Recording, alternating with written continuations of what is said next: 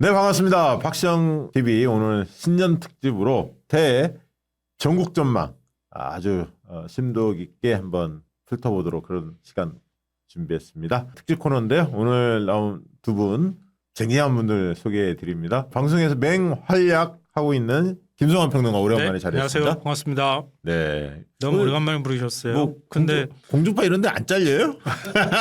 아직도 회복이 안 되고 있다니까요. 왜 회복이 안 돼 있습니까? 박근혜 때문에? 아니 윤석열 때문에? 아니 근데 그때 만들어 놓은 체제가 아직 바뀌지 않고 있으니까. 맞아요. 뭐 별로 안 바뀌었어 공중파들이. 그렇죠? 네, 거의 똑같아요. 사장단들이 좀 바뀌어야 하나요? 이게? 그렇죠. KBS도 올해 한 6월쯤에 사장이 바뀐다는 얘기가 있고요. YTN 같은 경우에도 뭐 법원 판단은 나왔는데 이 뭐 원래 매각의 원점으로 돌리는 뭐 이런 것도 결정이 안 나오니까 네. 기존의 그 보수 인사들이 그대로 지금 남아 있는 상황이거든요. 그리고 공중파들이 그리고 이 진보 측 그 편을 이렇게 배분을 하잖아요, 보수 쪽하고. 근데 좀 이렇게 회색지대 있는 사람들을 많이 좋아하잖아. 원래. 그래요. 맞아요. 그러다 보니까 이 김성환 평론가는 이제 정통파인데 말이죠. 진보의 그쵸. 정통파. 그렇죠. 이 정통파를 중요하지 않는 이 나쁜 방송사들 이제 좀 정신 차리시기 바랍니다. 뭐. 아니면 뭐 언제 또 예. 볕들 날이 있겠죠. 예. 좋은 분입니다. 김성환 평론가 많은 분들 사랑해 주셨으면 좋겠고.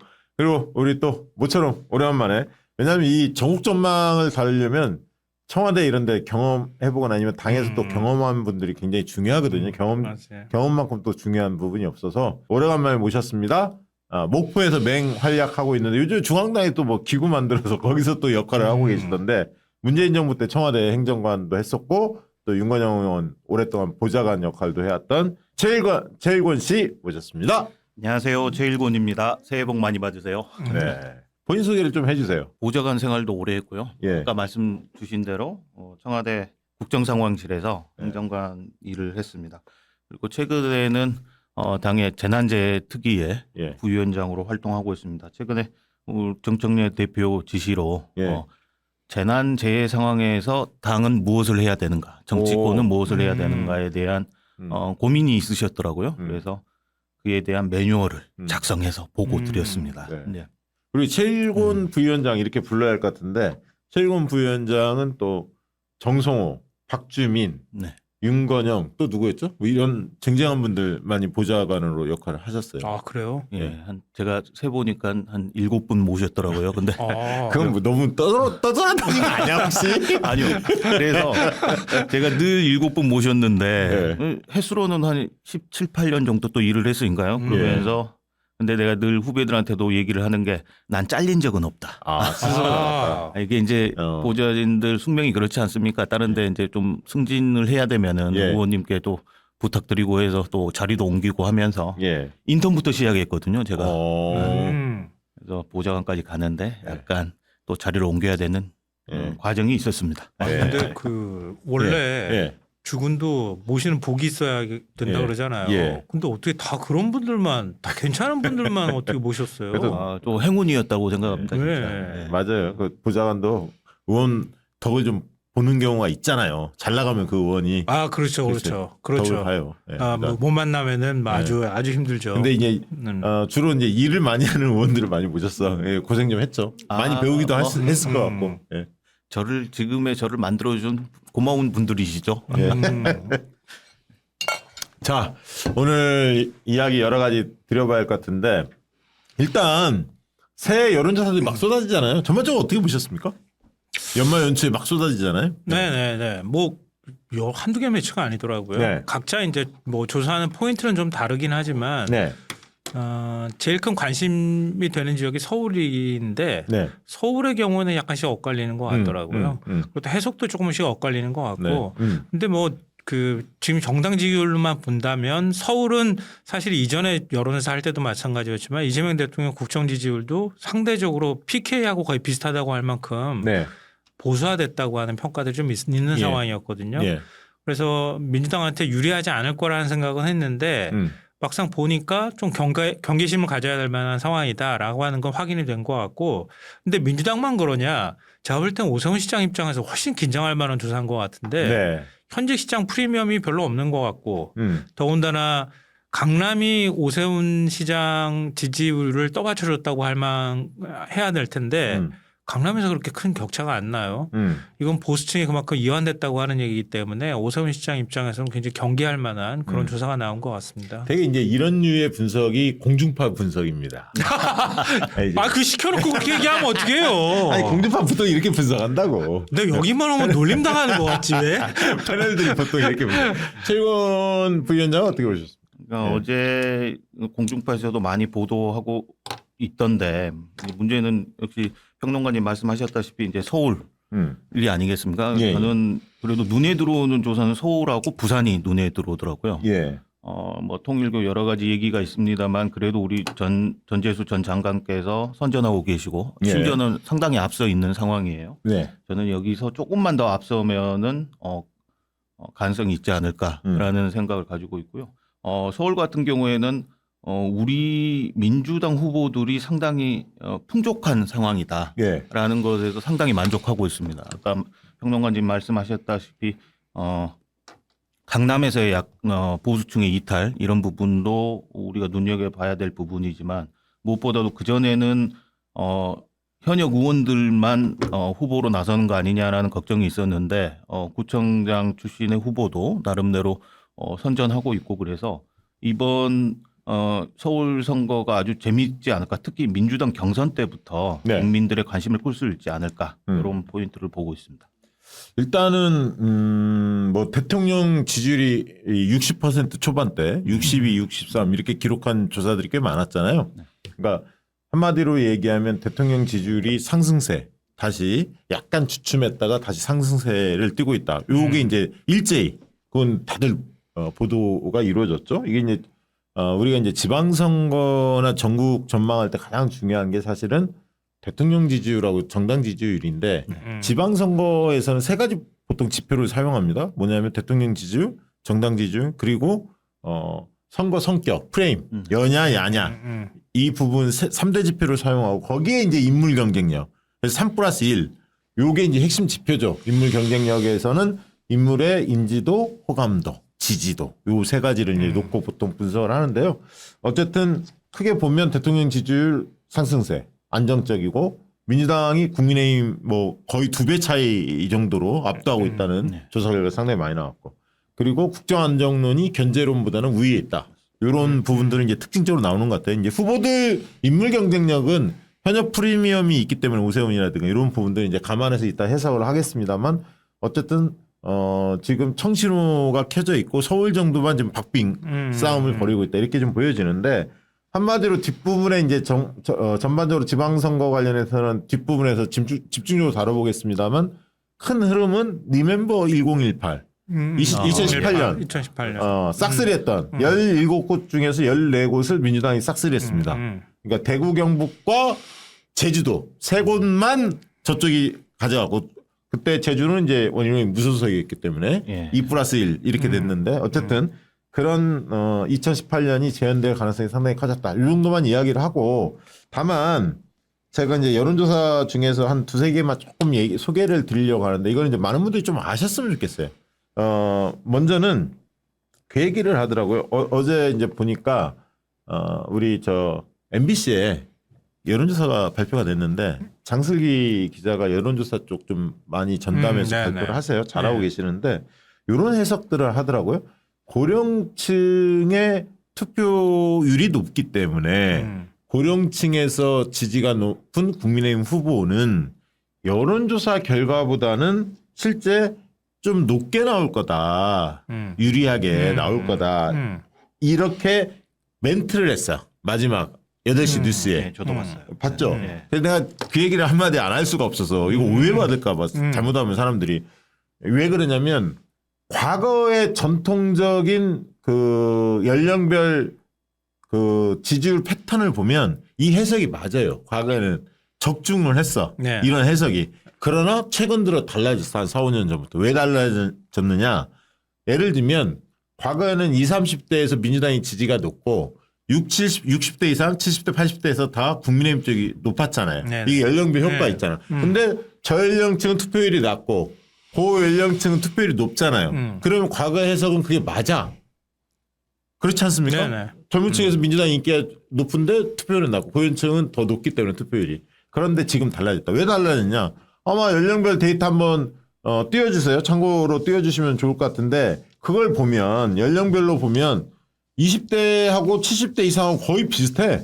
지금 보면 20대하고 70대 이상이 되게 대통령 지지율도 비슷하지만 뭐 정당 지지율 거의 대부분 비슷합니다. 맞아요. 후보들 그렇죠. 지지율이. 네. 그러면 20대 70대 이상이 거의 같이 가잖아요. 그 얘기는 무슨 얘기냐면 한편으로 70대 이상은 여전히 투표율이 높으니까 그쪽은 국민의힘 쪽이 유리할 수 있지만 20대도 국민의힘이 유리해. 근데 거기 투표율이 낮거든. 그러면 과거 패턴이 달라진 거야. 과거의 20, 30대와 지금의 20, 30대는 과거는 20, 30대가 무조건 민주당이 유리했지만 지금은 그렇지 않다는 거지. 그래서 그걸 감안해야 하고 또 한 가지 주목할 것은 60대가 그렇죠, 민주당하고 60대. 국민의힘 이제 박빙 싸움을 벌이고 있단 말이에요. 모든 지역이. 네. 근데 과거는 60대는 무조건 국민의힘이 유리했거든. 그래서 투표율이 높다면 60대 이상부터 70대, 80대까지 다 일괄적으로 높았는데 그때는 국민의힘이 유리했지만 지금은 아니다. 그렇기 때문에 60대가 달라졌고 20대가 달라졌고 때문에 장슬기 기자 맞죠? 그분이 해석한 부분은 반은 맞고 반은 틀리다.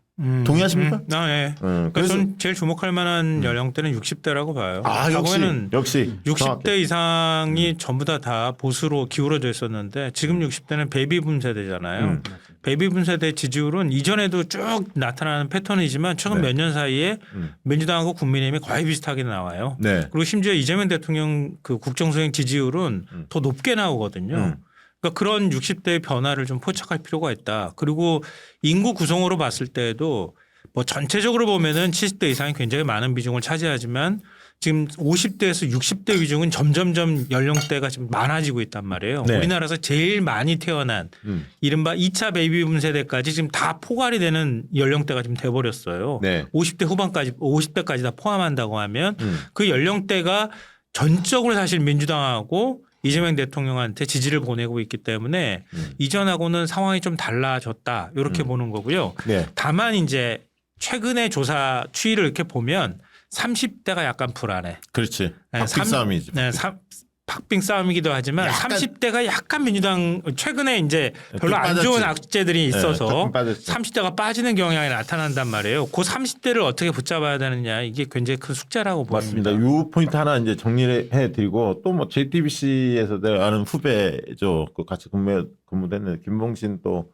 대표 나와서 이제 그 얘기를 하던데 20대의 이 현상을 어떻게 볼 거냐에서 이제 보수화 측면도 있지만 부모 세대에 대한 어떤 반발 심리, 뭐 여러 가지, 그다음에 뭐 취업난, 뭐 등등이 맞물려서 그렇다라고 해석을 했는데 그렇게 해석하실 수도 있어요.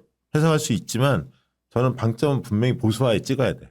그러니까 옛날에 복합적이었는데 그러면 20대들의 취업난 뭐 이런 부분들이 그럼 MB 때는 괜찮았고 그러면 지금 이재명 정부 때만 힘든가? 그건 아니잖아요. 고질적 문제잖아요. 사실 점점 심화되고 있고. 그러면 그거는 정권의 문제가 아니거든.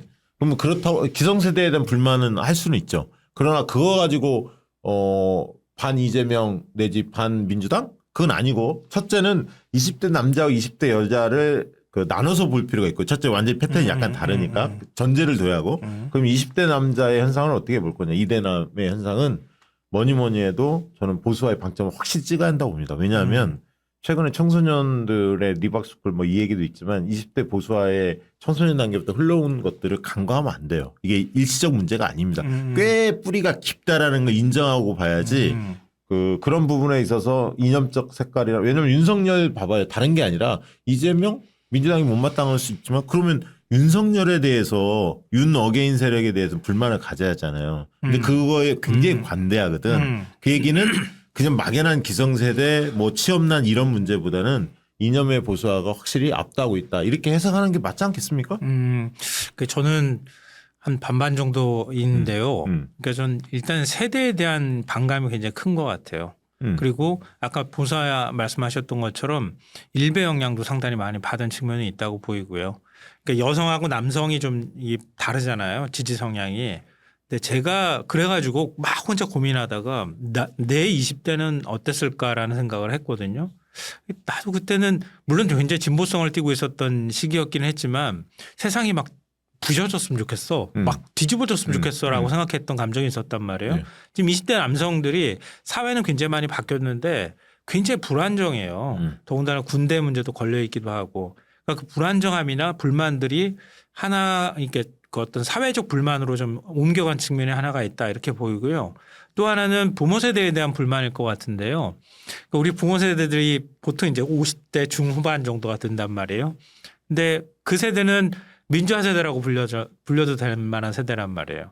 근데 그 세대들은 늘 지금까지도 얘기해요. 자녀를 붙잡고 얘기할 때 우리는 말이야. 이런 얘기를 한단 말이에요. 난 이 생각에 별로 동의하지. 아니 왜 제가 이게 있는데 왜 제가 얘기하냐면은 그러니까 부모는 끊임없이 사회가 바뀌어 가고 있다고 하는 생각들 또 이전과 비교했을 때 많이 사회가 좋아졌다고 하는 인식들이 고정되어 있는데 지금 20대가 바라볼 때는 부모님이 얘기하는 것처럼 민주화됐다고 느끼지도 않고 이 세대는 이미 이후에 태어났으니까. 그러니까 제가 왜 그 반론하냐고 모르는 게 아닌데 최일권 평론 그 부위원장한테 한번 여쭤보고 싶은데 왜냐하면 이 대목 그럼 중국을 어떻게 바라볼 거냐 예를 들면 중국을 딱 보면 여전히 후진국적인 그 태도를 보이는 문화 행태나 뭐 여러 가지 있지 그러나 군사력이라든가 경제력이라든가 어떤 국가 이상을 보면 G2로 도약을 하고 있거든 사실은 성장 동력이 이런 것들도 뭐 우주 산업이나 등등등 우리보다 훨씬 앞서가고 있잖아요 사실 그게 현실이잖아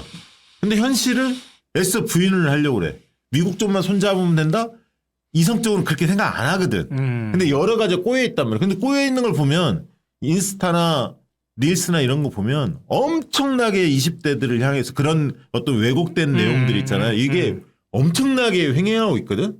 사실 그게 뭐 부모의 영향, 뭐 기성세대 이게 아니라고. 그 또래 집단에 형성되고 있는 여러 흐름을 주도하는 세력들이 있고 심리전을 펴나가고 왜곡된 정보를 거기 무방비로 당하고 있고 동조하고 이런 현상이란 말이죠. 아니 사실 근데 민주당을 비롯한 진보 세력에서 그들에게 소구력이 있는 정치인이나 그 세대에 맞는 사람들을 키워내지 못한 것도 있어요. 그렇죠. 거기를 치고 들어온 사람이 저는 뭐 이준석 같은 사람들 뭐 이런 사람들 그리고 그런 류의 사람들이 뭐 일베나 뭐 이런 데서 활동하고 있다는 거 우리가 부인할 수가 없거든요. 그렇죠.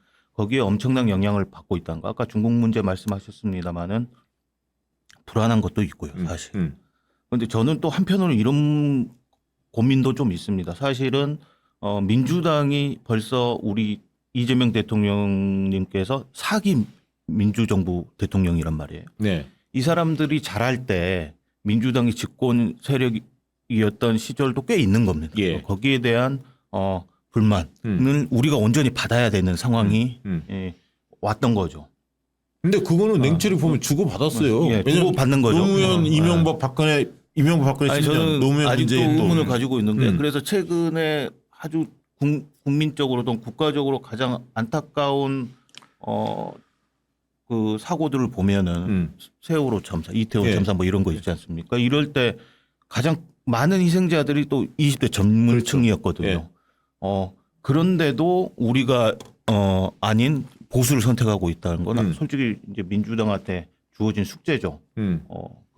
근데 어찌됐든 아직도 우리 좀 자책하는 것입니다만은 민주당이 그들한테 안정감을 주려면은 좀 더 노력을 해야 되고. 아니 난 이거는 황희두 얘기가 맞는 것 같아서 그런 거예요. 심리전 측면에 있어서 전력 투구를 하지 않고 이거를 약간의 그러니까 왜냐하면 정치에 관심이 별로 없는데 먹고 살고 지금 취업 전선 막 이런 거에 관심이 많은데 여기에서 정치 별로 관심이 없기 때문에 몇 건만 탁탁탁 건드려줘도 확 가거든 사실은 솔직히 얘기해서. 근데 막 아까 있던 부모 세대 불만 있지. 근데 그런 거에서 막 이렇게 예를 들면 이런 요인도 있고 저런 요인도 있고 저런 요인도 있고 막 하다 보면 이게 별로 답이 안 나와.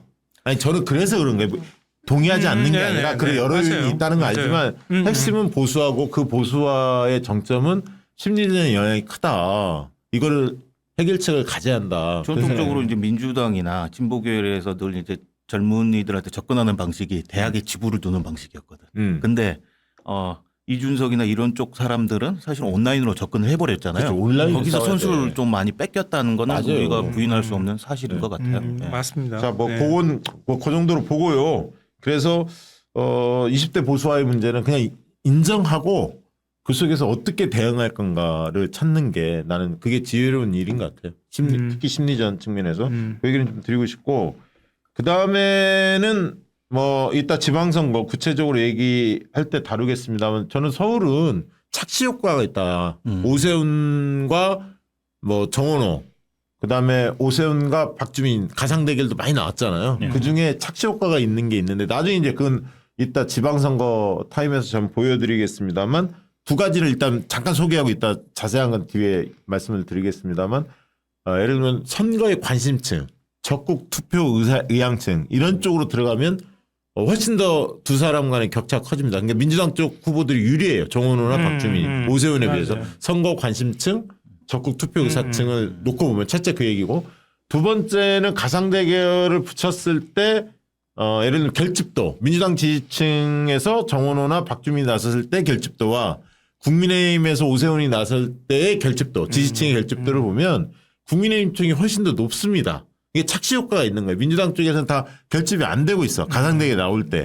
무응답으로 빠져버려요. 상당수가. 그거 이따 실증적인 데이터로 보여드릴 텐데, 이 지점을 왜 강조해 드리냐면 결국 나중에 시간이 가면 결집이 됩니다. 그래서 지금이 뭐 박빙승부 보이는 것처럼 하지만 오히려 오세훈한테 오히려 위협적인 상황이다.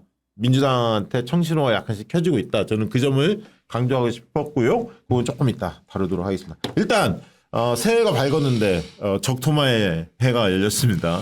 적토마의 해가 열렸는데 올해 한 해를 규정한다면 어떤 해라고 규정하고 싶습니까? 올 한 해? 예.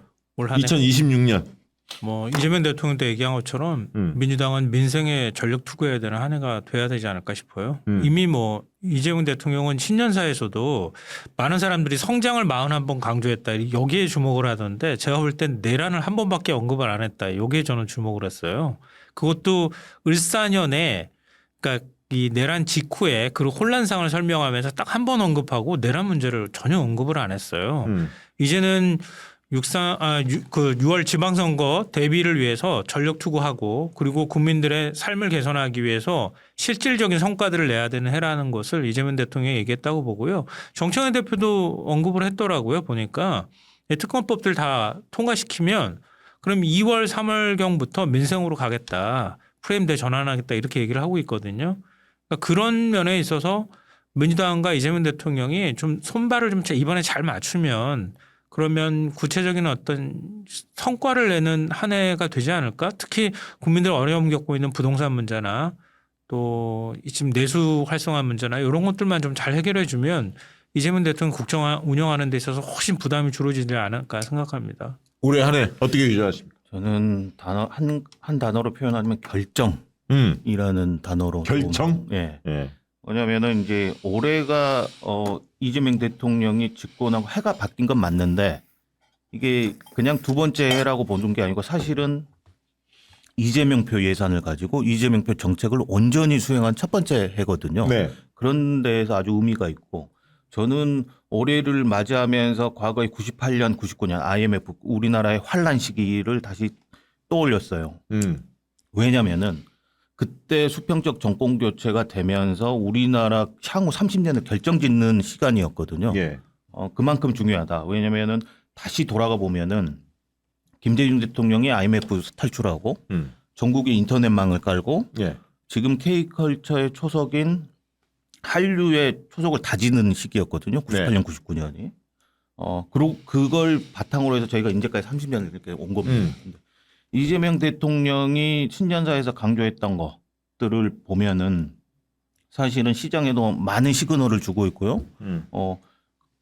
본인의 정책대로 1년을 온전히 보내서 자기 임기 내에, 당신 임기 내에 성과를 낼 수 있는 것도 있고, 또 향후에 우리나라의 방향을 결정짓는 부분들을 상당수 언급했다라는 평가를 합니다. 그래서 올해 있는 여러 가지 이벤트들이 어느 하나 중요치 않은 게 없다라고 저는 생각합니다. 그래서 향후 대한민국 20, 30년을 결정짓는 해다라고. 결정의 해다? 예. 저는 뭐 이렇게 봐요. 뭐 일단은 두 가지의 큰 축이 있는 것 같아요. 하나는 언론에서도 많이 이야기합니다만 심판의 해다. 그러니까 결국 내란 문제에 대해서 재판 결과가 나오는 심판의 해다. 하나가 그거고, 또 하나는 도약의 해다. 그러니까 심판과 도약. 네. 이게 이제 올해를 간통하는 키워드가 아닐까 이렇게 이제 보고 있고요. 대통령의 신년사를 보면 국가 대도약, 대한민국 대도약의 원년을 삼겠다 이런 표현이 있죠. 그러니까 국가 대도약에 방점을 찍었어요. 대통령께서는. 그러면서 회복의 시간을 넘어서 이제 결실의 시간이다라고 얘기를 했죠. 이제 특징적인 걸 몇 가지 말씀을 하셨습니다. 마저 이야기하면 수도권 중심이 늘 있었잖아요. 수도권 중심 성장에서 이제는 지방주도 성장이라는 굉장히 그냥 지방 균형 성장이 아니라 그동안은 지방 균형 성장, 지역 균형 성장 이렇게 표현했는데 지방 주도하고 균형은 또 다르거든요.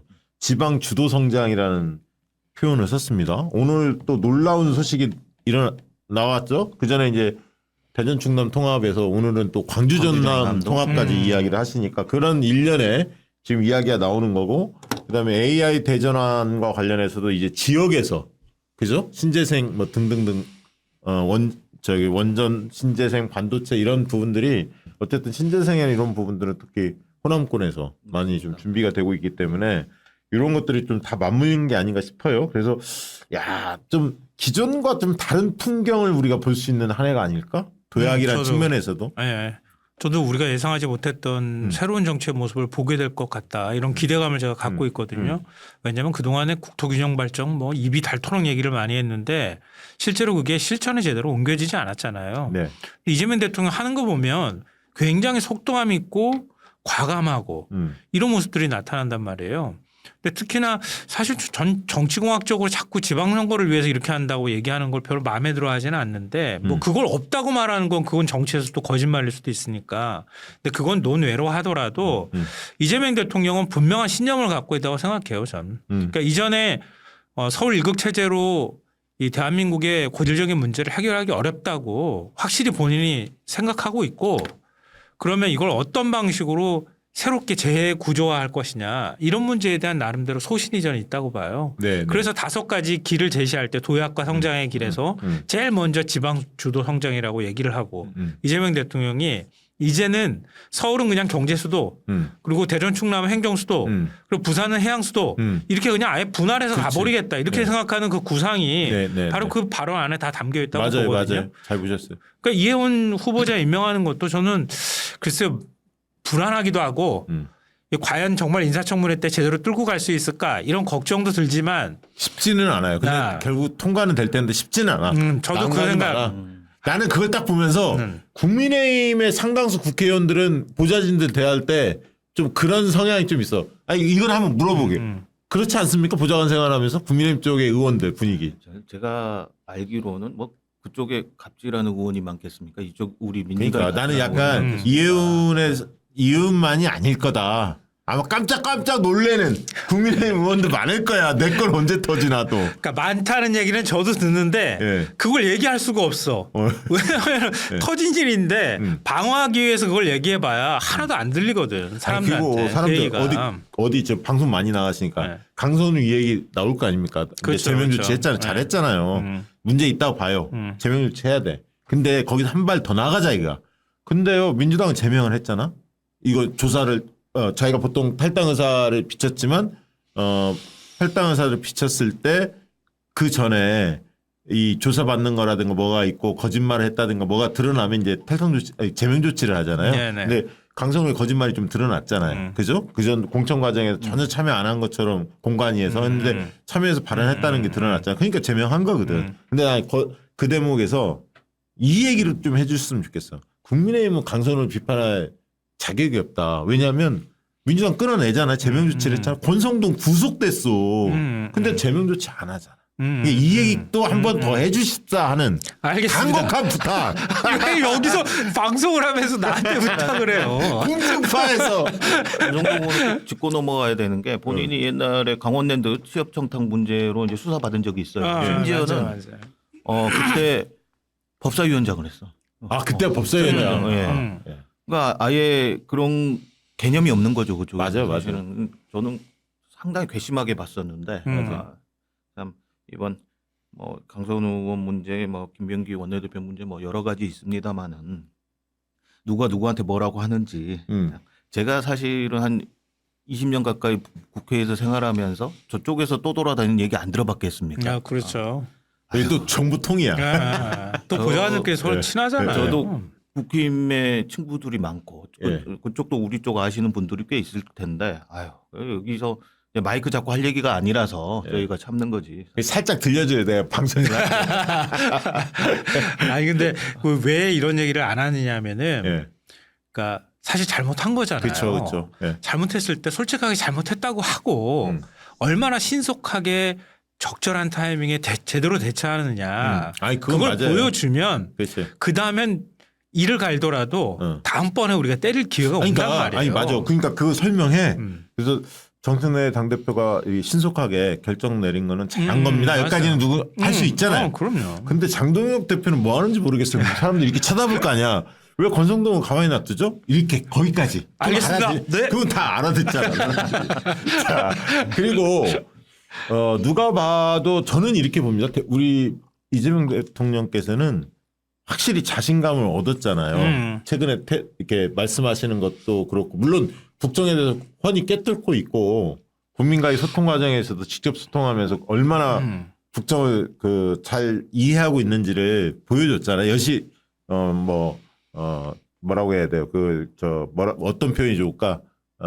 여과 없이 다 드러내 보였는데 2년 차는 누가 봐도 임기 2년 차인데 2년 차는 대통령의 힘이 관철되는 시기고 어떻게 보면 압도하는 시기거든요. 시기면 그립이 가장 셀 때 아닙니까? 아까 그렇죠. 최일곤 우리 부위원장님이 이야기한 대로 우리의 예산, 우리가 짠 예산을 가지고 국회에서 정부에서 초안을 마련했고 다수당이니까 민주당이 주도해서 통과시켰잖아요. 그러니까 그런 첫 번째 예산이죠, 사실은 국정을 이끄는. 그리고 대통령 지지율이 고공행진을 하고 있기 때문에 그립이 굉장히 셀 때거든. 근데 대통령께서 또 자신감도 넘쳐 나오고 있기 때문에 어떻게 보면 대통령의 힘이 압도하는 시기가 될 거다 이렇게 전망을 하고 있거든요. 대통령 리더십에 대해서 어떻게 평가하십니까? 대통령 리더십 저부터 얘기하는 거 맞죠? 네. 지금 아까 말씀하신 대로 가장 그립이 셀 때입니다. 가장 그립이 셀 때라서. 근데 대통령께서는 자신감을 얻으신 반면에 한편으로 부담이 엄청 많으실 거예요. 그렇죠. 늘 고민하고 계실 거예요. 왜냐하면은 지금 마음껏 할 수 있는 시기지만 거기에 대한 또 결과를 내셔야 되거든요. 그렇죠. 그러면 이 결과를 내기 위해서는 어떤 부분들이 필요하느냐. 일단 정부와 당 이 두 그룹 그러니까 대통령 그리고 정부 행정기관 그리고 집권당 이 삼각편대가 함께 움직여줘야 되는 그렇죠. 시기이기도 해요. 그렇죠. 가장 협동과 협력을 발휘해서 결과를 내야 되는 시기입니다. 이 부분을 또 잘 조율해 나가는 거. 그러면 당대표의 역할, 총리의 역할 한편으로 또 강조되는 시기인 건 맞습니다. 맞아요. 그 대목에서 한번 여쭤보고 싶어요. 그러니까 왜냐하면 총리의 역할이 잘 안 보일 수 있어. 왜냐하면 그렇죠. 대통령께서 사실 만기칠라 좋은 측면에서 만기칠라. 근데 그거를 안 보이는 데서 하는 게 아니라 국민들이 다 보는 생중계, 국무회의 뭐 이런 걸 통해서 일일이 챙기는 걸 보여주잖아요. 근데 총리의 역할이 상대적으로 안 보일 수 있거든. 이럴 때 김민석 총리가 좀 앞장서야 할 역할이 있다면 어떤 측면일까요? 그래서 이재명 대통령 국정 수행을 뒷받침하고 있다고 하는 뭐 그런 모습들을 적극적으로 자기가 보여줘야죠. 그러니까 대통령이 한번 언급하면 그걸 끝나는 게 아니라 그걸 구체적으로 어떤 로드맵으로 실행하는지를 계속 중간에 점검해 들어가면서 총리가 점검하는 모습들을 좀 계속 노출시켜 줬으면 좋겠어요. 네. 그러니까 지금은 이재명 대통령이 업무보고 한번 하는 자리에 같이 옆에서 그냥 꼬다는 보리차리처럼 앉아 있단 말이에요. 예. 그것만 보고 사람들이 총리가 역할이 없다고 생각할 수 있는데 뭐 과거에도 별로 없긴 했어. 사실 다른 정부 때. 그렇죠. 책임총리 말만 있었지. 네. 솔직히. 근데 그렇긴 한데 김인석 총리는 그만큼 또 나름 힘을 가질 수 있는 위치에 있단 말이에요. 맞아요. 그러니까 김인석 총리가 독자적으로 움직이면서 그런 것들을 주도적으로 끌고 나가면서 대통령이 세세하게 챙기지 못하는 것들을 적극적으로 챙겨가는 모습을 좀 보일 필요가 있다. 네. 좀 속되게 말하면 언론 플레이도 좀 하고 좀 자주 좀 카메라 빨리 좀 받게 하고. 총리 입장에서는 그랬으면 좋겠어요. 대통령의 시간이기 때문에 총리가 너무 나서면 안 된다 이런 생각도 있을 거예요. 절제하면서 다닐 텐데 대개는. 어떻게 보세요? 뭐 어떤 역할이 주어지면 좋을까요? 총영관님 말씀하셨다시피 그 역할이 필요로 한데요. 왜 이게 중요하냐면은 저는 국정 운영 동력의 상당 부분을 차지한다고 봐요. 왜냐면은 대통령께서 뭐 뭐 몇몇 비판하는 사람들은 너무 강론 위주로 가는 거 아니냐. 근데 사실은 그 강론을 다룸으로 인해서 그 분야에 대한 방향을 제시한 거거든요. 그렇죠. 그러면 그 방향을 그대로 이행되는지를 계속 체크하고 이걸 국정 과제에 맞게 또 진행해 가는 거는 총리의 역할이란 말이에요. 체크를 계속 해줘야 돼요. 팔로우 해줘. 왜냐면은 왜 이게 중요하냐면은 대통령도 사람입니다. 새로운 사고를 하고 새로운 분야에 대해서 또 연구하고 방향을 제시할 고민할 시간이 필요해요. 그렇죠. 근데 어제 그제 지난달에 당신이 지시했던 거 또 그거 체크하고 있고 그게 또 잘 안 될 것 같고 이런 걱정을 주면 안 되거든요. 대통령한테 시간과 여유를 주기 위해서라도 총리의 역할은 아주 중요하다. 이 말씀 드립니다. 아마 김민석 총리께서 이재명 대통령이 아시는 게 너무 많으셔서 주례회동 준비하시는데 엄청 힘드실 거예요. 공부하실 것도 많고. 그렇지만은 지시했던 것들 또 언급하셨던 분들을 조금 입체적으로 분석해서 좀 계속 팔로우 해주는 역할을 꾸준히 해주셔야 된다. 그러니까 저는 사실 약간 어떻게 보면 국무조정실 역할이 많이 없어져 버렸어. 왜냐하면 대통령께서 각 부처 뭐 조율해야 할 과제나 이런 것들을 그냥 업무 보고 과정에서도 막 다루고 국무회의에서 수시로 다루잖아요. 그러니까 옛날에는 그런 거를 국무조정실장이 총리실 산하에 있잖아요. 거기서 조정하면서 뭐 이렇게 했는데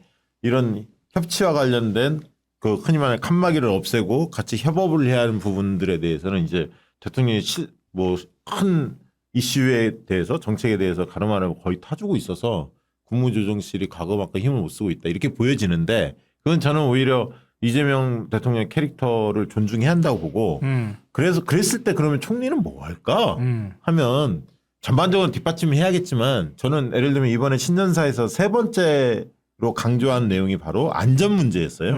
생명을 경시하고 위험을 당연시하는 성장에서 안전이 기본인 지속 가능한 성장으로 대전환하겠다 이렇게 밝혔잖아요. 이 부분에서 총리가 그 안전 문제, 대한민국 안전 문제는 제가 책임지고 한번 챙겨보겠습니다. 그래서 곳곳에 다니는 거야. 산업 현장도 있고 다양한 영역이 있잖아요. 우리 사회 안전.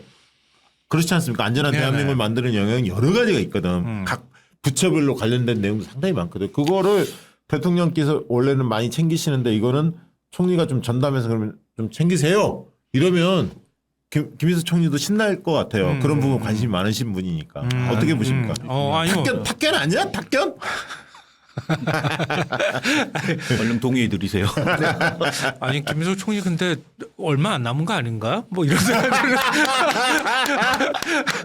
아니 그럴 때 해야지. 그럴 때. 아니 근데 그래도 어찌됐든 이재명 대통령의 그립감이 굉장히 좀 강하단 말이에요. 그래서 이제 총리가 잘 모습이 안 보일 수밖에 없는 구조고. 근데 그렇다 하더라도 집권 횟수가 늘어나면 늘어날수록 대통령이 모든 걸 할 수 없어요. 그건 불가능해요. 그러니까 이재명 대통령이 지금 어찌됐든 내란을 겪은 이후에 각 정부 부처나 공무원 조직을 확실하게 움켜쥐는 그런 게 필요한 상황이기도 하고 그러니까 지금 업무 보고 생중계하고 그러면서 일일이 챙기는데 이 매년마다 업무 보고 생중계는 한다고 하지만 이렇게까지 하기는 쉽지 않단 말이에요. 6개월 뒤에 또 한대. 진행된 그때 지시한 거 진행 점검한대. 그때 내가 얘기한 거 어떻게 됐어? 뭐 이렇게. 자, 뭐 하여튼 굉장히 좀 어려운 상황이긴 한데 김민석 총리 입장에서는 원래 대통령은요. 하라고 지시하는 게 일단 자기 주 업무예요. 대통령이 지시를 해야 돌아가. 그거를 윤석열은 전혀 못했기 때문에 문제가 된 건데 이재명 대통령이 지시한다 하더라도 총리가 스스로 일을 찾아서 해야 돼. 맞아요.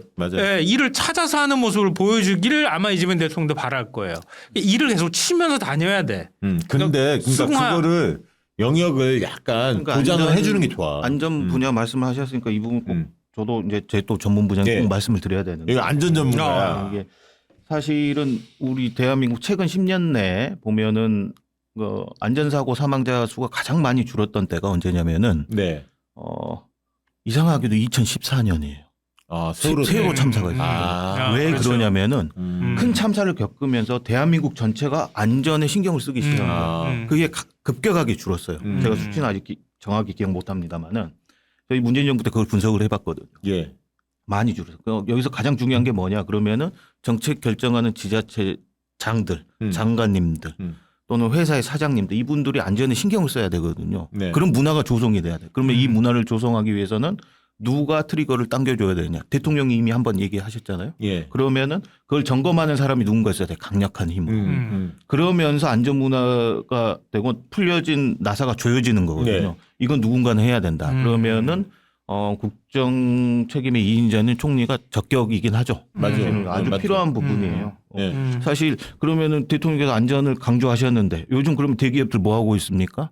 사실은 안전에 투자하기보다는 로펌 가고 있거든요. 중대재해처벌법 피하려고. 이제 방향을 이제 총리가 가서 정확하게 짚어줘야 되는 거예요. 니네 안전에 노동자 안전에 더 신경 써, 더 투자해 이런 분위기를 만들어줘야 되는 거죠. 할 일이 많이 있어요. 지금. 사실 솔직히 노펌도 진짜 제대로 역할을 하고 있는지 정말 로비스트 역할만 하는지 진짜 노펌들도 있잖아요. 한번 우리 사회에 공론화 붙일 필요가 있어요. 김현장이나 뭐 잘 나가는 데도 많잖아요. 그리고 이번에 쿠팡 보세요. 쿠팡 보세요. 아니 다 알잖아 국민들이. 그렇죠. 한번 이걸 또 우리 사회 공론화 붙여볼 필요가 있어. 어떻게 가야 하는지. 자 그리고 이 얘기 조금 드려보고 싶은데 결국 이제 지방선거 앞두고 차출설이 나올 수밖에 없어요. 그러니까 예를 들면 대전 충남 뭐 특별시 얘기 나오니까 당장 뭐 저 강훈 씨 비서실장 차출되는 거 아니냐. 그다음에 이제 뭐 광주 전남 통합 이야기 나오니까 그러면 뭐 정책실장인 김용범 청와대 정책실장이나 아니면 산자부 장관 김정관 그 양반이 이제 광주거든요. 그런 분들 기업에서 했거나 관료 출신의 이런 그 이재명 정부를 상징하는 대통령의 뜻과 좀 부합되는 이런 인사들이 차출될 거 아니냐 이렇게 예상하는 분도 있는데 저도 상당히 차출될 수도 있다고 봅니다. 만약에 통합이 이루어진다면 행정 통합이 이루어진다면 기존 정치인들보다는 이런 분들이 더 각광을 받을 수도 있다 이렇게 보는 편인데 그렇게 됐을 때 이제 먼저 최일권 부위원장한테 여쭤보고 싶은데 대통령 이제 비서실장이 바뀌는 경우가 생길 수도 있잖아요. 3월달에 만약에 뭐 2월달까지 법적 조치가 다 끝났다면 그렇죠. 3월 초든 이렇게 차출이 나는 강훈 씨 차출설의 가능성이 상당히 높다고 보는 편이거든요. 개인적으로는. 그리고 광주 전남 통합되더라도 아마 김용범 또는 뭐 김정관 특히 김용범 정책실장 같은 경우 차출될 가능성도 있다 이렇게 보는 편인데 어떻게 보고 계시고 그럴 경우 청와대 원투펀치가 이제 빠져나오잖아요. 그럼 새롭게 또 이 보완을 해 후임 인사를 만들어내야 할 텐데 그리고 청와대에서 뭐 우상호 정무수석부터 시작해서 지방선거 나가려고 하는 분들 있잖아요. 한 10여 명 이상이 이렇게 빠져나갈 거란 말이죠. 그게 이제 새로운 인사들이 이루어질 텐데 이런 공백기 같은 게 있지 않습니까? 청와대 생활하다 보면 이때 좀 명심해야 할 거, 유념해야 할 건 뭔지 말씀해 주시죠. 청와대 참모들은 어찌됐든 일반 장관이나 이런 임명직 중에서도 청와대 참모들은 사실 이제 인사청문회가 없기 때문에 임명 절차는 상대적으로 간소한 건 사실이에요. 사실. 그리고 그렇기 때문에 곧바로 채울 수 있는 자리는 맞다. 네. 다만 이게 역시 중요한 거는 대통령의 스타일과 국정 철학을 제대로 이해하고 있는 사람들이냐 아니냐. 제가 알기로는 김용범 정책실장님이나 아니면은 강훈식 비서실장 같은 경우에는 선거도 여러 번 치렀고 같이 당에서도 같이 얘기를 나눈 것들도 꽤 있었을 테고 김용범 실장 같은 경우에도 대통령께서 선거 전에도 많이 소통을 하신 걸로 알고 있어요. 그러니까 나름대로 서로들 이해되는 부분들이 있었단 말이에요. 김용범 정책실장도. 예. 그렇기 때문에 근데 이 부분들에 대해서 우리가 약간 좀 걱정을 덜 해도 되는 거는 작년을 회복의 시기로 규정을 했습니다마는 사실은 진용을 갖추는 시기이기도 했습니다. 이재명 정부의 진용을 갖추는 시기이기도 왜냐하면 했어요. 인수위도 없었잖아. 그렇죠. 인수위도 없었기 때문에 민주당 내에서 또 캠프에서 거의 섀도우 캐비넷처럼 준비를 한 것도 있어요, 사실은. 이재명 대통령이 문재인 대통령의 사례를 모르는 게 아니거든요. 그리고 당에는 또 국회의원님들 중에는 그것을 경험해 본 또 자산들이 많이 있지 않습니까? 나는 사실 비서실장 별로 걱정을 안 해. 솔직히 얘기하면 정책실장도 걱정 안 해. 왜냐하면 대통령이 너무 훤하게 꿰뚫고 있어서 누가 와든 큰 영향 안 받을 거라 솔직히는 생각합니다. 그리고 그 일을 하셨던 분들, 그 일을 하실 수 있는 분들은 충분히 보강이 가능할 것이다 하는 거고요. 다만 이제 이런 비난이 있겠죠. 아니 비서실장을 1년도 안 돼서 그만두고 나온다고? 뭐 이런 얘기를 하실 그 기간이 중요한 건 아니거든요. 사실은 저는 지방선거가 가지는 무게가 여느 지방선거하고 또 다르다는 게 문재인 정부 때도 집권 1년 차에 지방선거를 해서 대승을 거뒀어요. 그런데 그때보다 더 무게가 있다고 보는 게 사실은 지방선거 다음 날이 취임 1주년이에요. 그러면 맞아요. 1주년의 성과는 지방선거에 다 묻혀 날아가는 겁니다. 그렇지. 지방선거가 잘 돼야지 대통령의 성과, 우리 집권당의 성과도 같이 빛나는 거거든요. 아마 대통령님과 민주당 입장에서는 여느 지방선거와 다르게 이 무게감을 알고 있을 거다. 그래서 필요한 자원이 있다면은 청와대든 당이든 어디든 이길 수 있다면은 무조건 뽑아서 진행해야 된다. 그때 2018년 지방선거 때 제가 방송에 나와서 그 얘기 참 많이 했는데 그때 제가 그 얘기했어요. 리멤버 2017이다. 대선판이다. 리멤버 대선이다. 지난 대선. 그때가 18대인가 대선이? 그죠? 예, 예. 18대 대선. 왜냐하면 그때 홍준표가 어디 나오려고 하고 안철수가 어디 나오려고 그 대선 졌던 사람들 있잖아요. 유승민이 뭐 나오려고 똑같이 대선 치렀던 사람들이 그대로 나오려고 했었어요. 그래서 이제 그런 얘기를 드린 바 있는데 강훈식, 김용범, 차출설 어떻게 보세요? 저는 반반이에요. 저 강훈식 비서실장은 어쨌든 정치인이잖아요. 예. 국회의원이었었고. 예. 그러니까 다시 원래 정치하는 공간으로 돌아가는 게 어색하지 않은데 김용범 실장이나 아니면 김정관 장관이나 이런 사람들의 경우에는 정치인이었던 사람들은 아니란 말이에요. 예, 예. 그러니까 일종의 정책통이라고 분류될 만한 사람들이고 한 사람은 기업 출신이고 이렇게 네. 되는데 곧바로 차출해가지고 지방선거를 내려보내면 또 이 규모가 커지면 나중에 가서 오히려 부담스러울 수 아니, 있다고 그러니까 그게 봐요. 일반적인 해석일 수 있어요. 그리고 대통령도 좀 제대로 된 사람 옆에다 두고 좀 써야 될 필요도 맞아요. 있다고 봐. 그것도 있죠. 그러니까 그동안에 그 사람들이 크게 잘하지 못했다는 평가를 받거나 아니면 그냥 그럭저럭 했다고 하거나 뭐 웬만한 정도 평가를 받았으면 제가 이런 얘기를 하지 않는데 좋은 평가잖아요. 다들. 굉장히 중요한 고비고비마다 아주 중요한 역할을 했어요. 또 국정 운영하는 데서 매우 중요하거든요. 그게. 근데 민주당에서 비서실장 하고 싶어 하는 분들 굉장히 많습니다. 제가 알기로는. 굉장히 당연히 많고요. 할래 이렇게 물어보면 하고 근데- 싶다 하는 사람 근데 많겠지. 저 맥락을 읽을 때 전 신년사에 아까 지방 주도 성장, 지방 균형 성장이 아니라 지방 주도 성장이라는 말을 쓰셨거든. 첫 번째. 그러면 그 명분에 충실하기 위해서는 청와대 원투펀치를 내려보낼 필요성을 나는 밑자락에 약간 깐 것도 있다고 봐. 물론 그것 때문에 깐 건 아니지만 큰 틀에서 이제 수도권 중심에서 지방이 주도하는 성장 쪽으로 방향을 잡겠다. 그러면 그거를 온전히 실행할 수 있는 유능한 사람들이 역할을 맡아야 하는데 특히 충남 대전, 광주 전남에 있어서 만약에 그게 통과된다면 그럼 적임자가 누구냐? 이렇게 갈 근데 수도 있다. 이렇게 되는 거예요. 만약에 주변에 있는 사람을 너무 많이 차출해가지고 내려보내잖아요. 그럼 출마 준비했던 사람들이 있어. 반발할 수 있지. 엄청 반발하거든요. 근데 아까 제가 얘기했잖아. 그럼 다 꽂아버리는 게 되잖아요. 근데 아니 그건 경쟁을 통해서 해야지. 경선을 통해서 하는 건데 전제는 경선이고요. 첫째 대통령 힘이 센 시기고 그다음에 지지율도 높고 대통령이 끌고 가는 정부이기 때문에 제가 볼 때는 그 반발하진 않고 그 공정한 룰에서 경선을 치르면 되잖아요. 자기가 더 능력 있으면 뭐 경선을 통해서 통과하면 되는 거니까. 저는 그렇게 아까 말씀하신 대로 신년사의 지방 주도, 이 지방 주도에서 주도가 아주 중요하지 이거 않습니까? 아주 중요한 말이에요. 이게 이제 진짜. 사실은 우리 역사에서 이제 삼국시대 이후로 예. 조선시대부터 한양이 도성으로 정해진 이후로는 서울 주도였거든요. 맞아. 그 이후에 최초로 네. 지방 주도가 이제 실시된다고 봐야 돼요. 그러려면은 역시 박시영 대표님 말씀대로 약간 힘 있는 사람들이 가는 것도 필요하다. 필요한 게 아니라 그걸 요구할 것 같아. 네. 도민들이. 시도민들이 상당히 요구할 가능성이 있다. 이렇게 일단 여기까지 예. 해놓고 어떻게 될지 몰라요. 예, 국정 지지도만 잠깐 언급하고 넘어가죠. 올해 국정 지지도 가장 큰 변수가 있다면 역시 지방선거 아닐까요?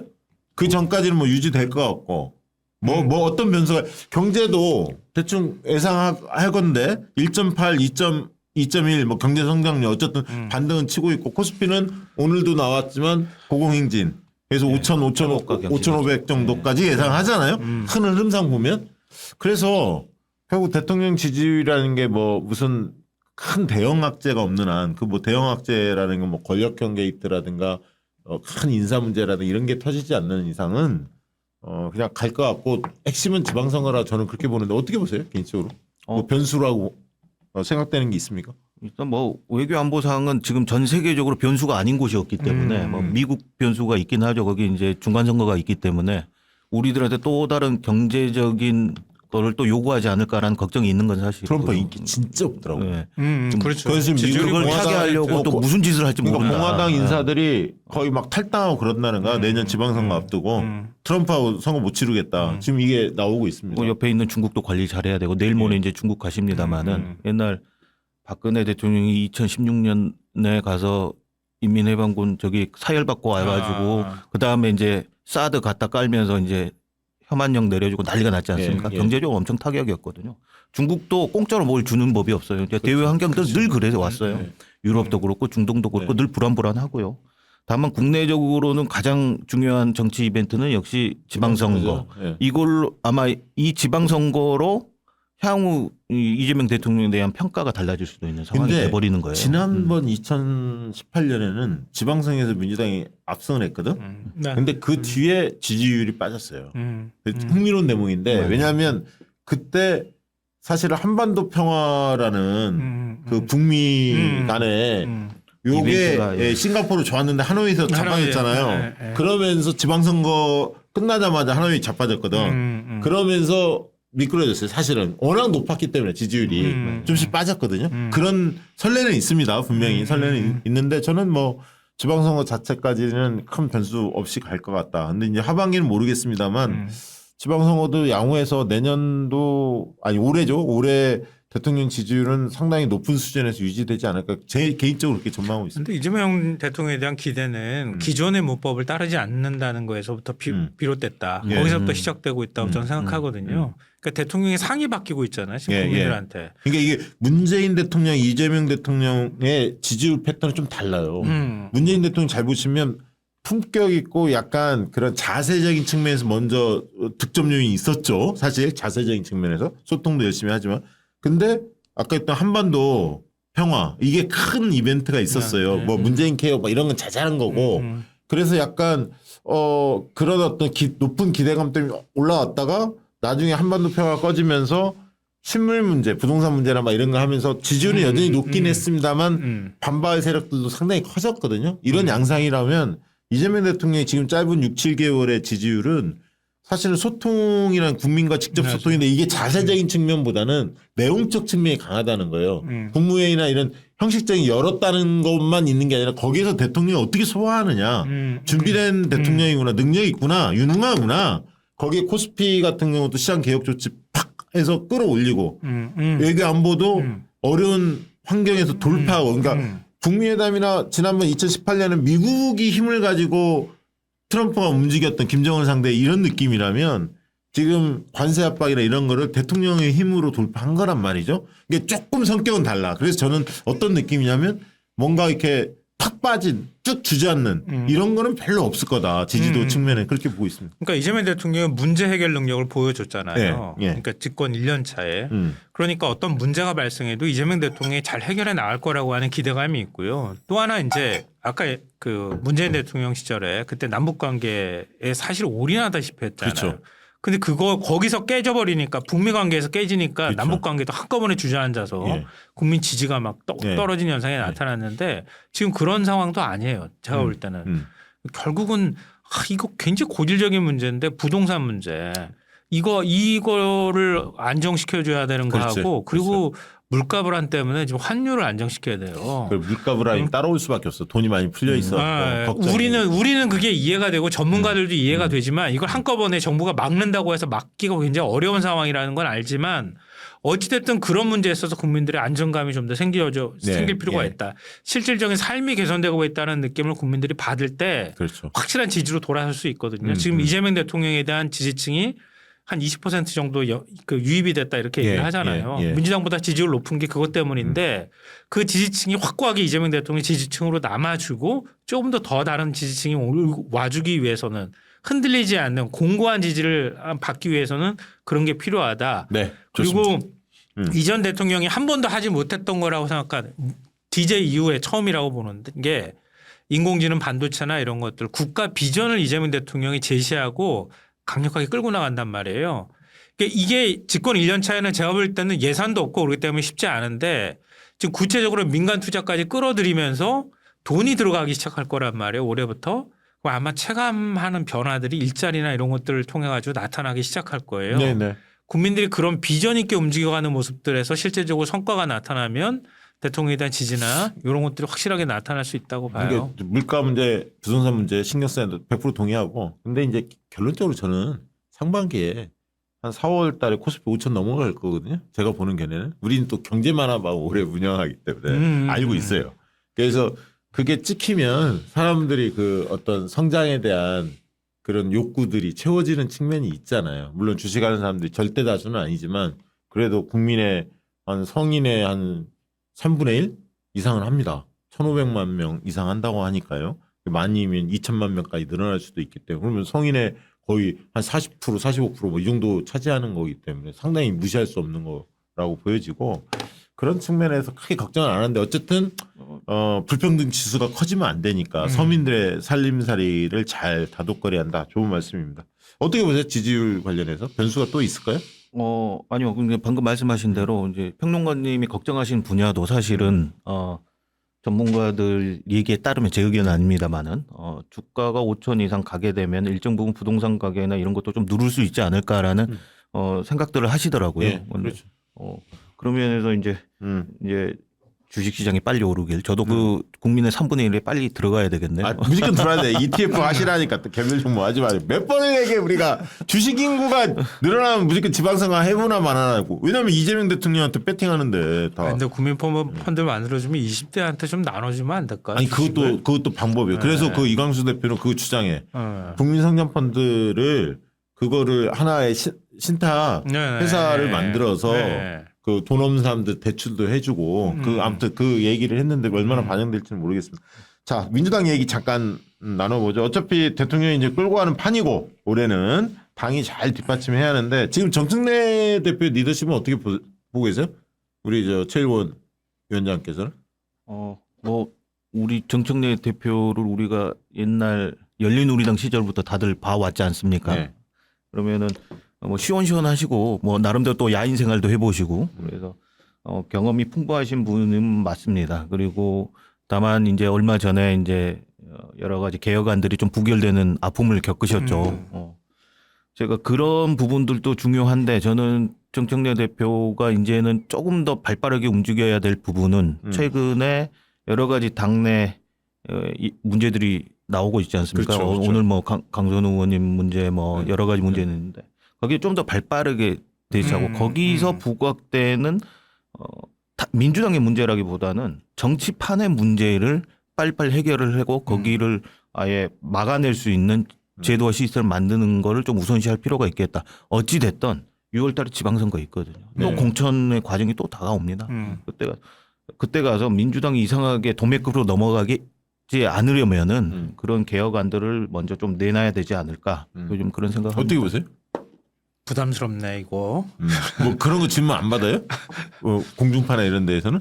받죠. 근데 정청래 대표 기대감도 높았지만 전 좀 실망스러운 모습도 있었다고 생각해요. 조금 좀 야박하게 얘기한다고 하면 정세균 상임고문이 신년 인사회 때 경중 완급 가려라 이렇게 얘기했단 말이에요. 근데 뭔가 타이밍도 늦고 뭔가 결단해야 될 때 결단 못하고 내부적으로 논의한 다음에 혼란을 없게 만들고 그다음에 딱 하고 정리해야 될 모습으로 나와줘야 할 때 나오지 못하고 우왕좌왕하고 그 뭐 당내 문제 있을 때 정청래 대표 정치 스타일대로 저는 하길 바라거든요. 시원시원하게 잘라버릴 것은 확실하게 그냥 딱 나오자마자 잘라버려도 되거든. 근데 그거 제대로 못하고 한 일주일 시간 써버리면 그냥 끝나버리는 거거든요. 지금 김병기 원내대표 문제도 한 일주일 시간 끄니까 이렇게 커져버렸잖아요. 진즉에 다 얘기했다고. 이거 호미로도 막을 거 가래로도 못 막는 사태 올 거니까 빨리 원내대표 그만두라고 하라. 그럼 이렇게까지 지금 당이 쑥대밭처럼 막 이렇게 멘붕 상태라는 말이 안 나올 거란 말이에요. 그런 부분들. 이런 것들에서 정청래답게 정치했으면 좋겠다. 네. 그리고 국회의원들이 아무리 중진들이라 하더라도 그래도 당대표인데 법사위도 마찬가지지만 내부적 논의해서 우리가 고집 피운다. 그 고집 피우는 거 그냥 내버려 둡니까? 고집 피운다 하더라도 자 그러면 내부적으로 우리끼리 비공개 논의를 하자. 끝장 토론을 하든 하고 난 다음에 정리하고 좀 내놨으면 좋겠어. 내놓고 난 다음에 우당탕탕 거리고 막 수정한다고 막 의총 열어가지고 토론을 하니 뭐니 이런 다음에 결론 내고 막 이러고 하지 말고 이렇게 얘기하면 이제 저 정청래 대표 지지자들은 김성환은 반청이야 딱 이렇게 얘기한다고 이제 나중에 자기가 바람 다 잡아놓고 그래가지고 나 바람 안 잡았어. 이거 진짜 고언이에요. 정말 그랬으면 좋겠고 민주당이 정말 그렇게 갔으면 좋겠어요. 이게 참 어려운 게 그 민주당은 당대표와 원내대표 역할을 꽤 구분을 하더라고 늘 전통적으로. 그러다 보면 김성환 평론가가 말씀하신 그런 타이밍이 있어요. 그러니까 절차를 자꾸 따지다 보면 말씀하신 타이밍이 늦을 때가 있고 어떨 때는 절차도 있지만 과단성 있게 보여줘야 할 타이밍이 있잖아요. 어떤 이슈에 따라서는 이제 그런 것들을 능수능란하게 가져갔으면 좋겠다. 그 얘기잖아요, 사실. 그러니까 동료 국회의원들의 얘기들만 너무 거기서만 소통하지 말고 국민들이 뭐라고 하는지도 좀 살펴보고. 그 얘기인데 이게 또 정청래 당대표 입장이 상당히 어려운 게 국회의원들이 다수가 박찬대 당대표 선거 때 박찬대 의원을 지지했거든. 그렇죠. 거의 한 3배 이상, 서너 배 차이 났을 게 의원 분포에서 한 4배 이상 이렇게 났을 텐데 그만큼 당내 의원들의 지지는 좀 상당히 열악한 편이에요. 당원들이 지지했지. 실제 얘기하는.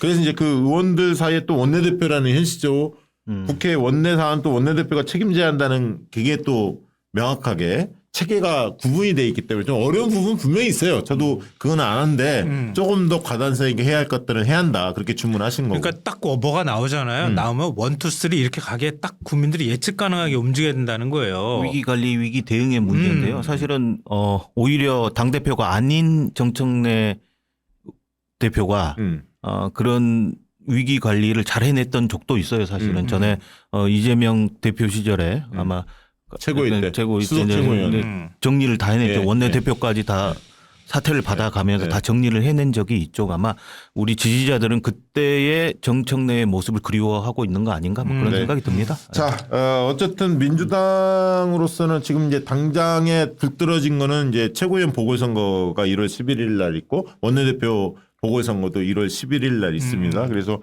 잡음 없이 이게 잘 치러져야 할 것 같고 원내대표는 보니까 추사표 진성준 의원이 냈고 한병도 요 3명이 일단 할 것 같고 백혜련하고 아마 소영교 의원은 이번에는 안 나올 것 같이 이야기하는데 좀 지켜봐야 할 것 같고요.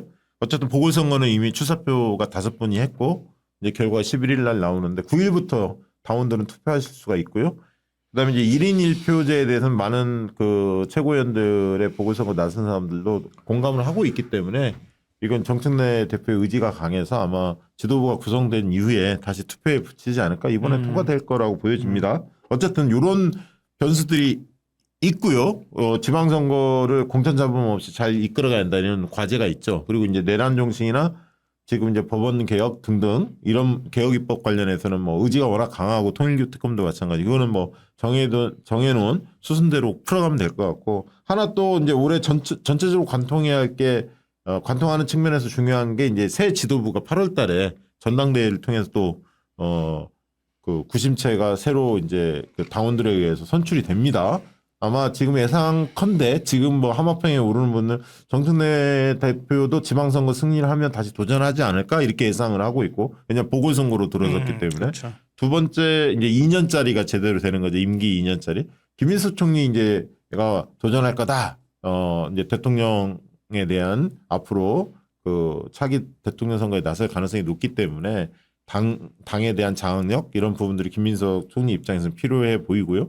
그러면 이제 정청래, 김민석 또는 뭐 박찬대 뭐 등등 어떤 분들이 나설지는 아직 모르겠습니다만 어쨌든 차기 전당대 8월에 치러지는 차기 지도부 선출 과제가 아마 민주당으로서 굉장히 큰 이벤트가 아닐까 지방선거 다음으로 그렇게 보여지죠. 네 맞습니다. 뭐 아니, 다 자기가 얘기해놓고 뭘 또 질문을 해요. 다 정리했잖아요. 이거는 대부분 아는 거니까. 근데 이제 제가 볼 때는 그러니까 지금 보궐로 최고위원 3명 뽑아야 되고 그다음에 원내대표까지 뽑아야 되는 상황이 돼서 조금 변수가 생긴 것 같아요. 제가 볼 때는. 원내대표하고 또 최고위원 관계가 있어서. 네, 원내대표 최고위원도 그렇고 그러니까 애초에 최고위원을 뽑는다고 하는 건 지방선거 때문에 출사표 던지는 의원 때문에 보궐로 최고위원을 지금 뽑아야 되는 상황인데 그거 가지고도 뭐 여러 가지 해석들이 있었지만 근데 그 사이에 지금 당내 중진부터 시작해서 의원들이 추문에 휩싸여서 지금 뭐 제명을 당하니 뭐니 수사를 받니 이러는 상황이 와버렸단 말이에요. 그 대처를 정청래 대표가 제대로 했느냐에 대한 평가가 굉장히 중요하게 작용할 것이다. 그리고 앞으로 선거가 뭐 11일이기 때문에 며칠 남지도 않았단 말이에요. 예. 그 사이에 이 이슈가 계속 이제 갈 가능성이 있어 보여요.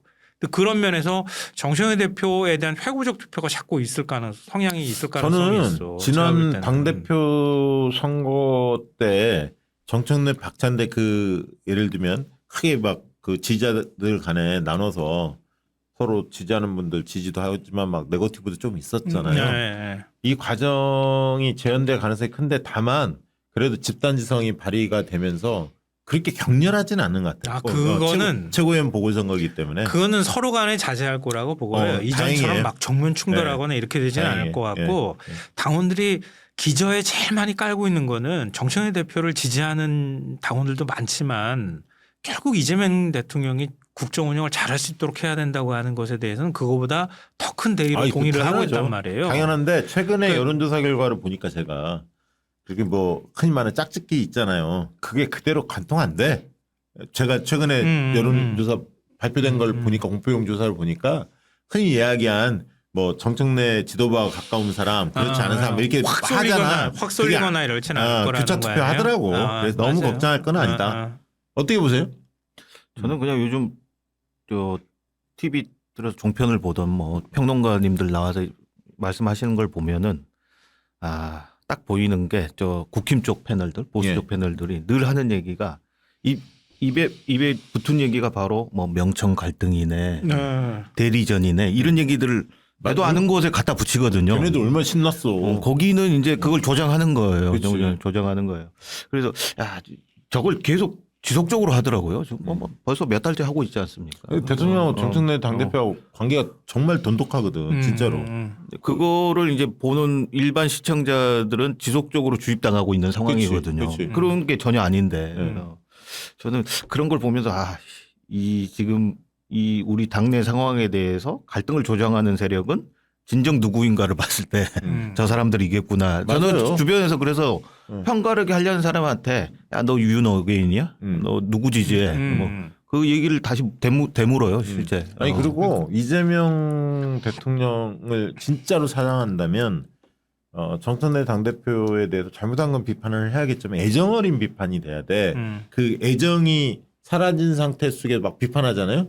그거는 당이 흔들리길 바라는 거야. 아니, 난 비판할 건 얼마든지 해야 한다고 봐요. 그러나 언어 사용 있잖아. 그러니까 그 언어에 그렇죠. 날이 얼마나 서 있는지를 그렇지. 보면 애정이 있는지 없는지 딱 드러나거든. 사실은 그렇거든. 근데 그런 거는 대단히 조심해야 한다. 그래서 갈라치기 세력들이 여전히 존재하고 있고요. 지지자 일각에서. 그 사람들이 뭐 일부 유튜브들이라든가 일부 그 목소리 센 사람들 이게 소수야.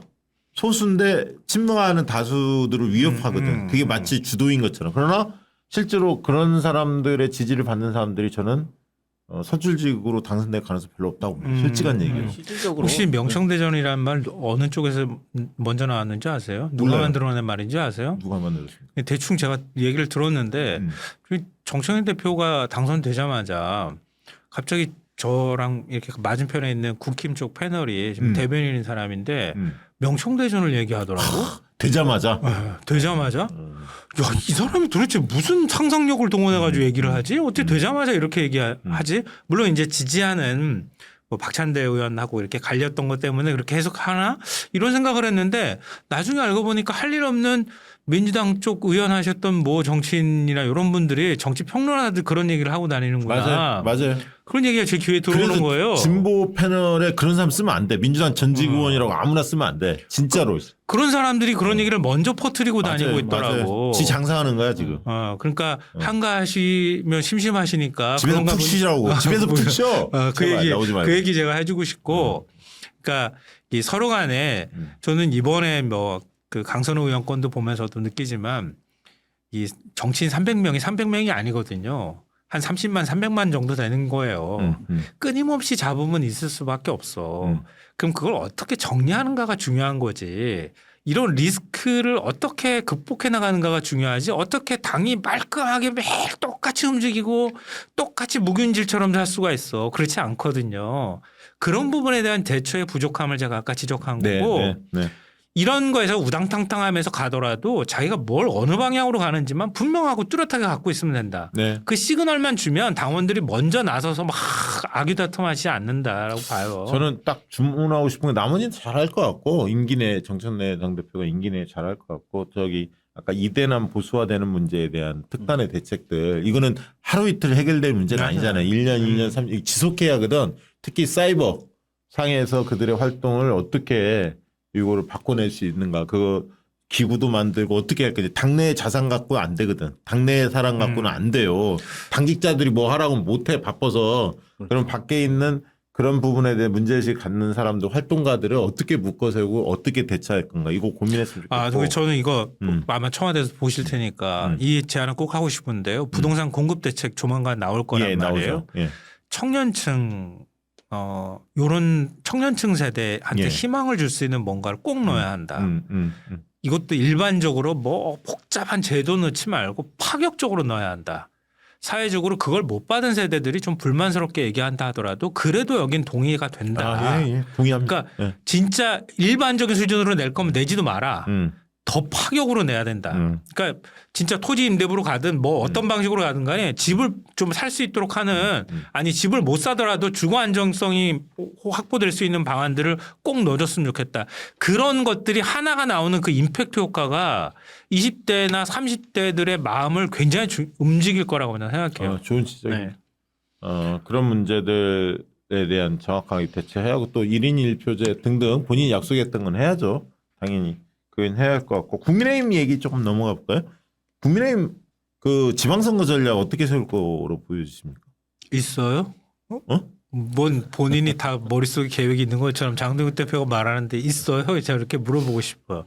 아니 내가 먼저 까면 안 되지 지금. 국민의힘 오래 당직자 생활도 하시고 그런 분하고 얼마 전에 술도 한잔하고 한참 그 얘기를 뭐 이런저런 얘기를 했는데요.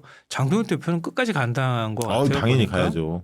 장동혁은 대선 후보 지지도하면 뭐 1, 2등을 다투잖아요. 거기 빠져 있다니까. 충청권 대망론. 그러면 요것만 갖고 가는 거야. 장동혁 대표가 내가 그러면 그동안에 달려왔던 거 탁 유턴해가지고 중도 확장하겠다고 선언하면 장동혁 지지가 유지가 될까? 봐봐요. 그러니까 지방선거에 약간 힘들 수 있어 장동혁. 근데 장동혁 입장에서 지방선거도 중요하지만 장동혁한테 바람 넣는 사람도 어떻게 바람 내겠어? 아니 쉬워.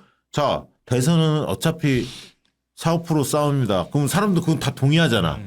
근데 충청권에서 민주당이 있습니까? 장동혁 당신이 충청권을 다 이렇게 할 수 있지 않냐. 그러면 지금부터 충청권만 좀 땡겨오면 이길 수 있습니다. 장동혁 당신의 간판으로 차기 대선 먹을 수 있어요. 라고 똥구멍에 부채질 쫙 하는 애들 있잖아. 바람 어깨에 뽕 들어가게. 이거 못 이겨냅니다. 이거 빠지면 그렇죠. 허우적거립니다. 그 틀에 나는 그렇게 한다고 봐. 근데 그 다음에 지선만 그러면 야 서울 어떻게 하지? 그다음에 PK 어떻게 이 고민은 있을 거예요. 대구경무 지내가 먹는다고 생각하고 충청권 중에서 하나 정도 하고 PK 어떻게 하면 사수할까? 서울을 지면 안 되는데 칠 수도 있고. 그래서 적어도 완패 압도당하지 않았다라는 정도 선전했다. 요것만 건더기 일어설 수 있는 건더기만 좀 가져가면 장동혁은 지방선거에 올인 안 할 수도 있어요. 지방선거 지금 어떻게 국민의힘이 이길 수 있겠어요? 불가능하게 가깝다고 지금 얘기를 한단 말이에요. 지금 여론조사 많이 나오는 거 장동혁 좋아. 장동혁 그걸 왜 모르겠어. 거기서 몇 석만 더 얹으면 돼. 장동혁 입장에서는. 그러니까 지방선거 패배했어. 패배하고 난 다음에 그 다음에 누군가가 들어서서 비대위가 만들어졌어. 근데 당 지지율은 비슷해. 이제 장어 어게인 나온다 이제. 그러니까 장동혁이 나온다니까. 장동혁이 나는 승부수를 김문수 같은 애 있잖아. 김문수를 만나서 경기지사 다시 한번 나가주시죠. 아니 내가 최근에 재밌는 거 봤는데 케이스스터디 리서치가 어디하고 조사했더니 경기도 후보군에 김문수를 넣더라고. 그래서 내가 이거 봐라 딱 느낌이 오잖아. 어떻게 저희 장동혁의 돌파 전략 뭡니까? 장동혁 대표, 한동훈 전 대표 두 분의 공통적인 법조인 출신에다가 자기랑 친했던 사람들 뒤통수 친 전력이 있고 그리고 둘 다 정치 경력이 일천하다라는 공통점이 있어요. 근데 두 사람 다 좀 말린 게 아닌가라는 생각이 드는 게 방금 말씀하신 대로 장동혁 대표는 윤석열 탄핵 때 윤 어게인으로 부채질하고 바람 넣던 사람 중에 대표적인 사람 윤상현 지금 어디가 있습니까? 안 보이잖아요. 절대 얘기 안 한다고. 윤상현 의원의 생명력이 어마어마하거든요. 지금까지 그렇죠. 연명하고 있지 않습니까? 그렇게 눈치 빠르고 생명력 강한 사람을 좀 봤을 때 이제 윤어게인 얘기 안 하고 있단 말이에요. 그때 말렸고 장동혁은 지금 탈출 못 하고 있는 거예요.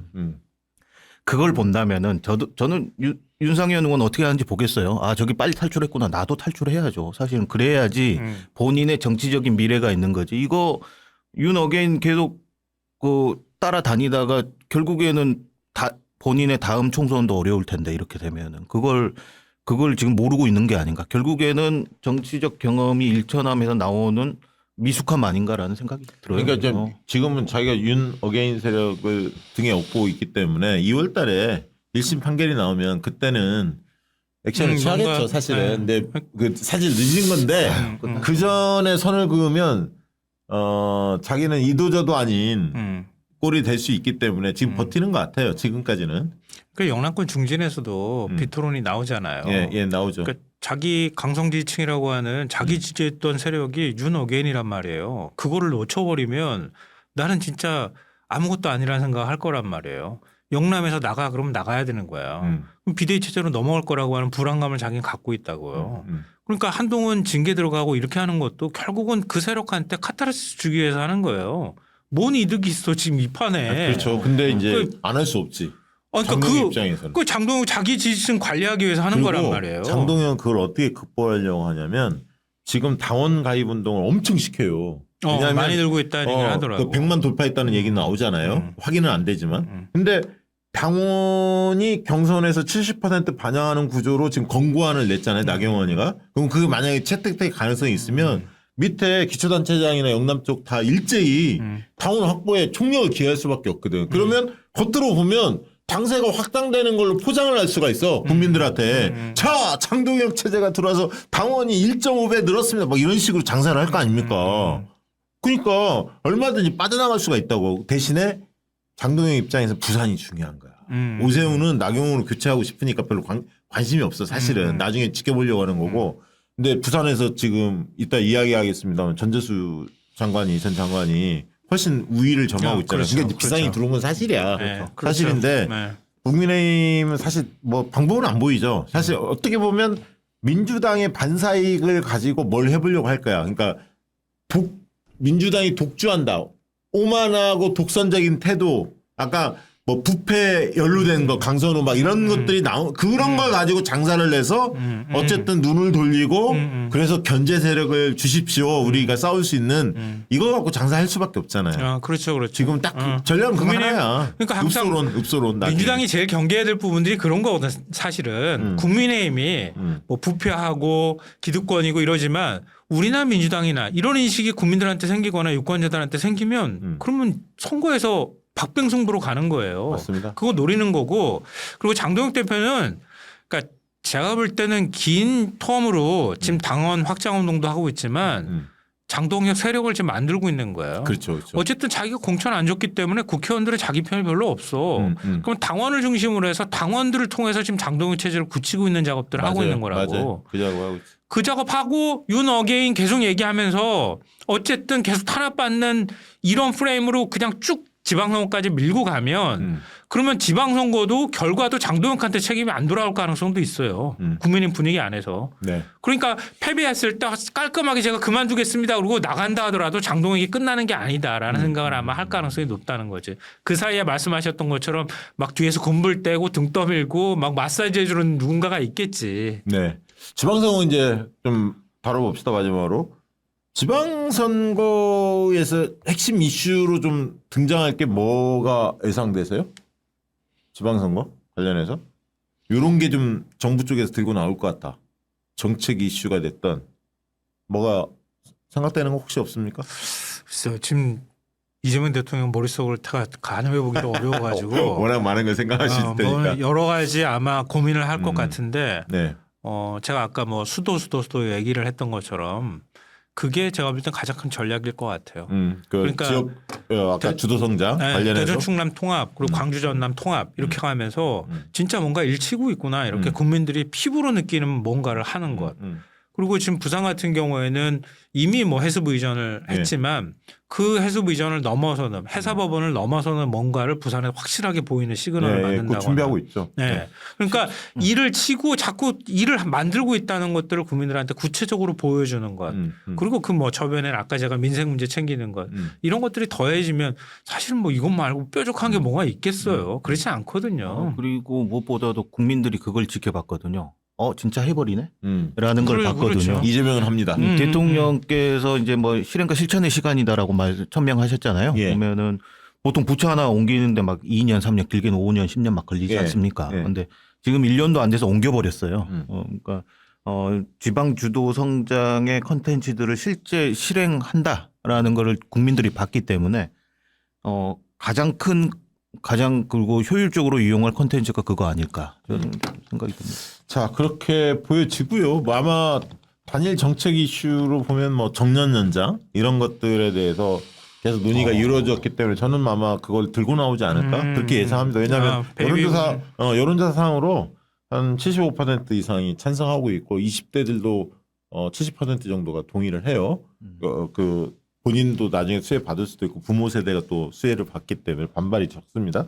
아무튼 그런 부분들이 좀 커 보이는 어떤 정책으로 보여지고 일단 지역별로 좀 한번 가보죠. 뭐 서울 얘기 아까 이제 얘기 나왔는데 서울은 여론조사 결과에 따라서 뭐 옥신각신해요. 왔다 갔다 하는데 크게 대부분 조사가 박빙으로 나왔고 일부 조사가 뭐 리얼미터 조사에서는 민주당 후보들이 크게 앞서는 조사도 나왔습니다만 저는 뭐 그렇게까지는 아닌 것 같고 박빙으로 지금 보는 건 맞는데 다만 착시 효과가 있다. 그거 하나 좀 띄워주시겠습니까? 그 데이터를 한번 띄워주고 보세요. MBC 조사 결과였는데 MBC 조사 결과에서 이거 하나를 좀 보여줄게요. 제가 차트로 정원호 오세훈 하면 36대 34로 오세훈이 앞서요. MBC 조사에서. 그런데 민주당 지지층에서 정원호를 지지하는 게 59%예요. 이 가상 대결에서. 그런데 국민의힘 지지층에서 오세훈으로 가는 거는 76%입니다. 76대 59야. 그러니까 민주당 지지층이 없다 모른다 쪽으로 많이 빠져버리는 거예요. 이해되시죠? 아직 결집이 덜 이루어진 상태예요. 그러다 보니까 전체적인 지지도는 36대 34가 되는 거예요. 실제 중도층만 놓고 보면 정은호가 36, 오세훈 29로 정은호가 앞서요. 그래서 이거는 충분히 역전이 가능하다. 내용적으로 보면 오히려 민주당 후보들한테 훨씬 유리한 결과다. 이 얘기를 드리고 싶은 거고 박주민 오세훈에서도 오세훈 37, 박주민 34가 나왔는데 여기서는 중도층이 35대 35로 팽팽해요. 그런데 여기서도 민주당 지지층의 63%만이 박주민, 오세훈한테는 국민의힘 지지층이 80%가 갑니다. 그러니까 아까 정원호에 비해서 박주민이 민주당 지지층은 좀 더 가는데 민주당 지지층 외에 약간 중도층 무당파 이쪽은 정원호가 박주민보다 조금 더 경쟁력이 높은 걸로 이렇게 나오고 어쨌든 박주민 오세훈 결과에서도 국민의힘 지지층 오세훈으로 가는 결집력이 더 좋다. 민주당의 박주민보다. 그래서 이 또한 박주민이 나온다 하더라도 최종 후보가 된다 하더라도 오세훈이 이길 가능성이 높다. 나중에 결집이 이루어지니까. 결집이 되겠죠. 그런 측면에서 여론조사 결과를 보더라도 이런 그 테이블 통계표라고 하는데 통계표를 유심히 좀 보실 필요가 있다. 그 말씀을 드리고 아까 이제 JTBC 통계표도 관심층이 어떻게 반응하고 있는지 그 선거 관심층에서는 민주당이 상당히 약진한다. 그런 것들을 쭉 보시면 좋을 것 같습니다. 자, 서울 얘기 뭐 서울의 민주당 후보군은 어떨 것 같습니까? 개인적으로 예상은? 뭐 개별 후보군요. 예. 아니 그러니까 누가 뭐 저기 지금 데이터로 보면 정은호와 박주민 상대적으로 높은 편이잖아요. 다른 후보들에 비해서 민주당 후보군에. 그렇죠. 두 사람 간의 싸움이라고 보이십니까? 아니면 원사이드할 거라고 보십니까? 민주당 후보 일단 당내 경선을 거쳐야 되기 때문에. 그러니까 경선 전망이 어떠냐는 거예요. 경선 자체는 좀 치열해질 가능성이 있어 보여요. 왜냐하면 당원들이 전략적 선택을 하기 시작했다고 보여요. 결코 쉬운 선거가 아니라는 것도 알고 있고 오세훈이 강력한 경쟁자라는 것도 알고 있는 상황이기 때문에 근데 그러면 이런 기존의 어떤 이 부동산 문제에 치우치거나 보수화되어 있는 서울에서 어떤 후보를 내보내면 이길 수 있을까라는 고민을 하기 시작했다.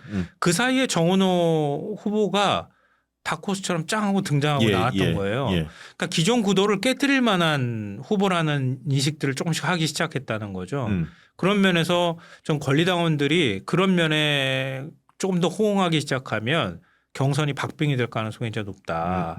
그렇게 좀 예측하고요. 그러니까 저는 이번에 신년 여론조사 가운데 한겨레 신문 여론조사를 제일 주목했어요. 개인적으로는.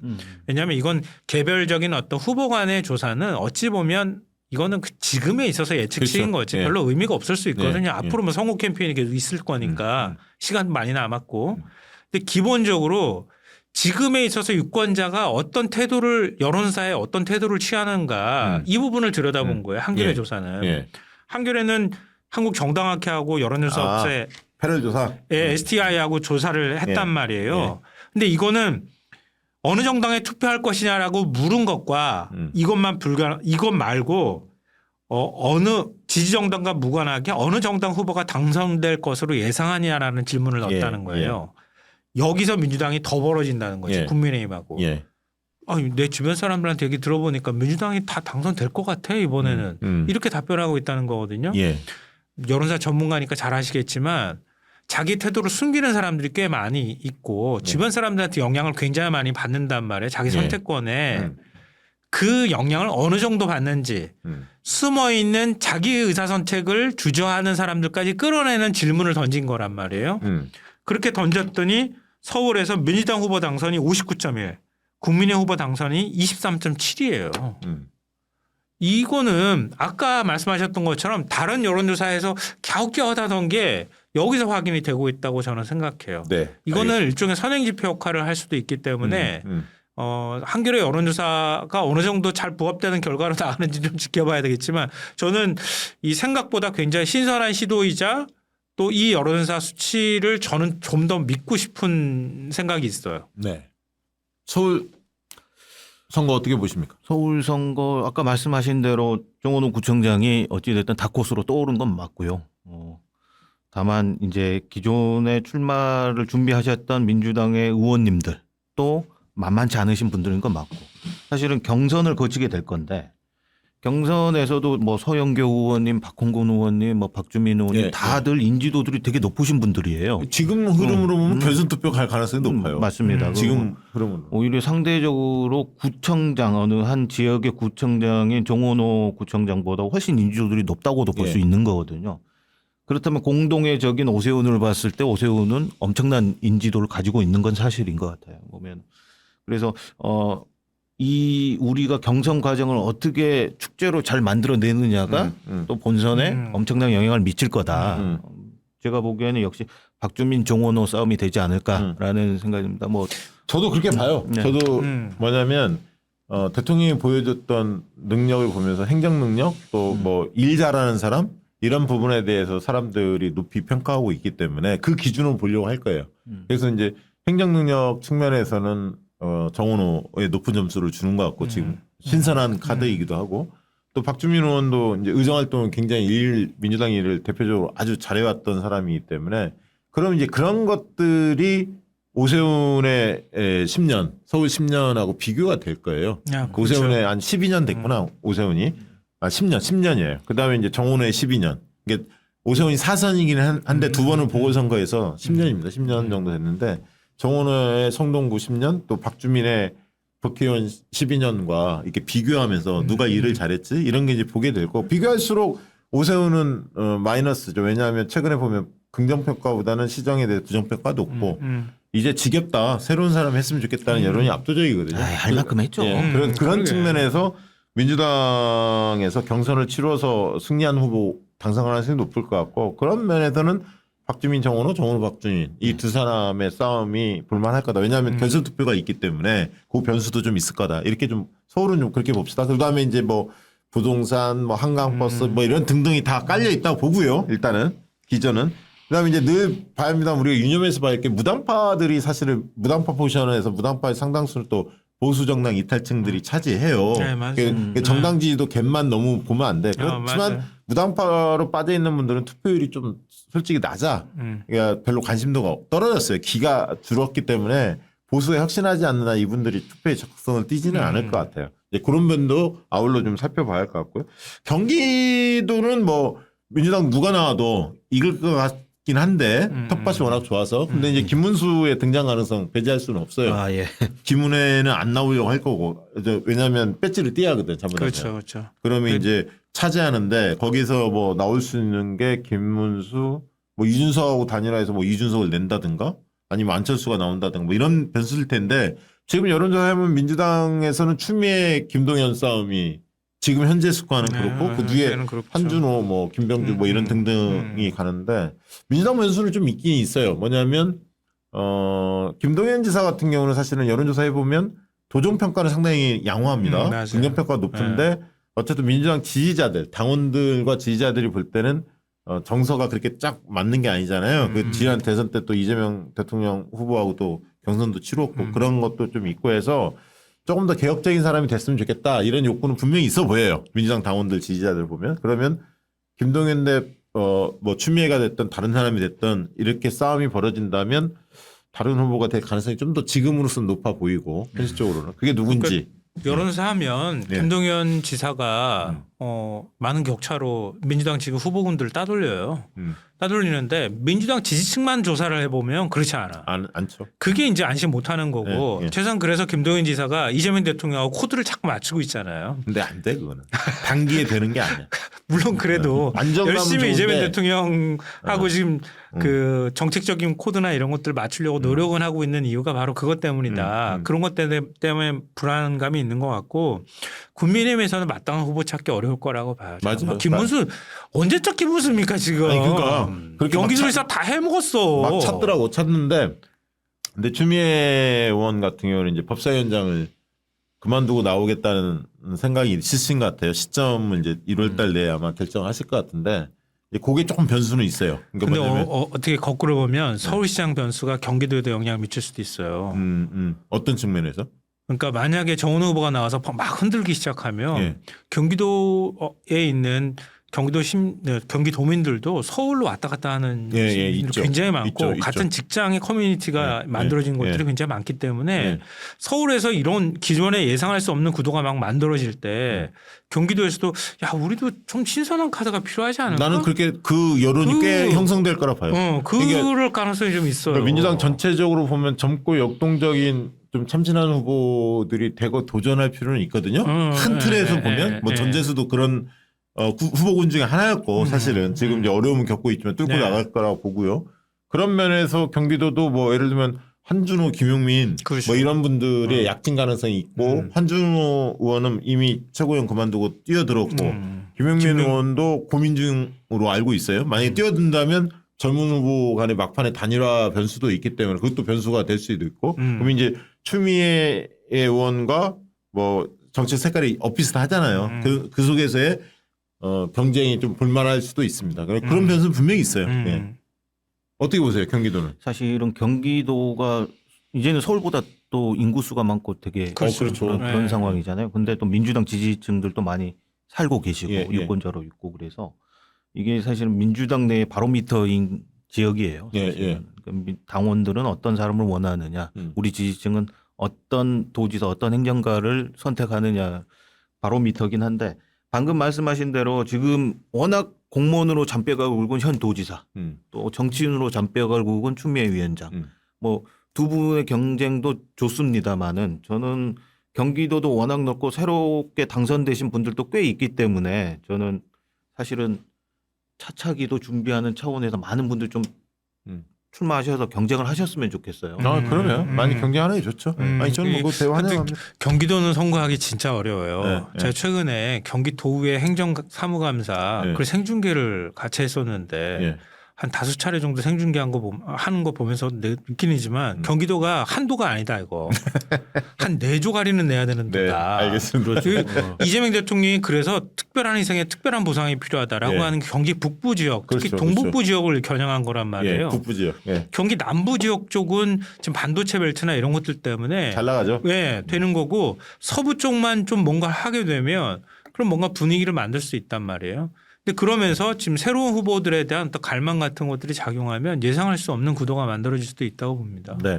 인천은 이제 뭐 박찬대 그리고 김교흥, 뭐 정일영 뭐 이런 분들이 이야기가 나오는데 아직 박찬대 의원이 여론조사상으로는 상당히 앞서 있는데 가상대결 붙이면 본인이 아직 뭐 이렇게 공개적으로 출마 여부는 아직 밝히지 않고 있고 원래 이제 이분이 청와대 비서실장도 생각이 좀 있어요. 원래 있는 분이라서 그 당대표도 생각을 하셨고 그렇죠. 그렇기 때문에 강훈식 만약에 차출론이 나오면 청와대 비서실장 갈 가능성도 배제할 수는 없습니다. 이게 그 변수가 있어요. 근데 이제 경쟁력으로 보면 박찬대 의원이 제일 높고 김교훈 의원이 나오면 유정복과 좀 박빙승부가 예상이 되는 거고 나머지 분들은 그래서 박찬대 변수가 인천은 제일 큰 변수인 것 같고요.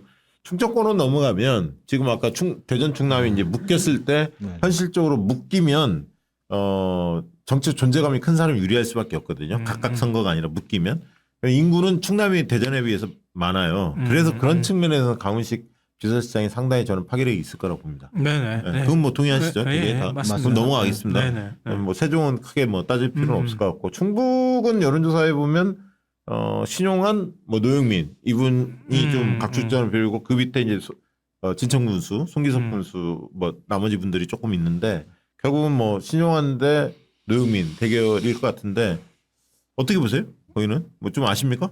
잘 모르시죠 충북 상황. 네, 상황은 잘 모르는데 뭐 개인적으로 그분들이 어떻게 정치 역정이 있었는지는 제가 알기 때문에 큰 흐름은 좀 이렇게 새로운 물결이 이번에는 좀 전면에 포진되지 않을까? 큰 흐름은 그렇게 보여집니다. 저도 그런 느낌이 갑니다. 좀 하고 있습니다. 그렇게 하고 그다음에 이제 광주 전남도 아까 얘기했듯이 그러면 이제 청와대발 김용범이나 김정관 산자부 장관 이 변수가 하나 있고 나머지는 그럼 치러진다면 여기는 또 목포니까 광주 전남이 만약에 기존 멤버대로 치러진다면 전남에 있는 사람들이 유리합니까? 광주에 있는 사람들이 유리합니까?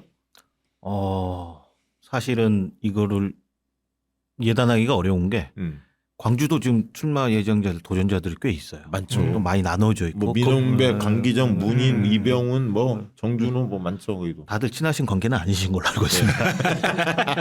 그리고 전남도 동부권, 서부권에 뭐 조금 이제 차이가 있지 않습니까? 김용묵 지사 있고 이계호 뭐 등등. 게다가 현역 도지사도 있고요. 그러니까 어찌됐든 광주시장, 전남지사 두 분 다 현역이시고. 거기 나는 느낌에 솔직히 전남 쪽이 유리하다고 봐.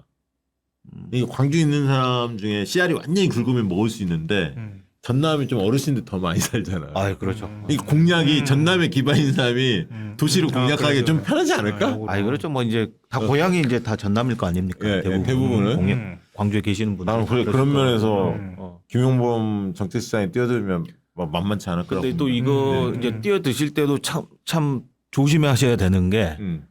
우리 무시하고 꽂는 거야 이런 느낌을 주면은 바로 반발이 나오는 데가 호남입니다. 호남이야. 얘기했잖아요. 근데 최근에 재밌는 조사가 나왔어. 호남 내 유지민 봤더니 여론조사 봤더니 그걸 누군가 조사를 했어. 그러니까 낙하산이라고 얘기하는 중앙에서 활동한 사람 옛날에 반발이 셌잖아. 바뀌었더라고 호남이. 바뀌었어. 관용적으로. 그래서 특이하다 봤어. 그게 아까 있던 지역 균형 성장 막 이런 거 있잖아요. 그렇죠. 그거 하마평이 이미 그 전부터 많이 있었거든.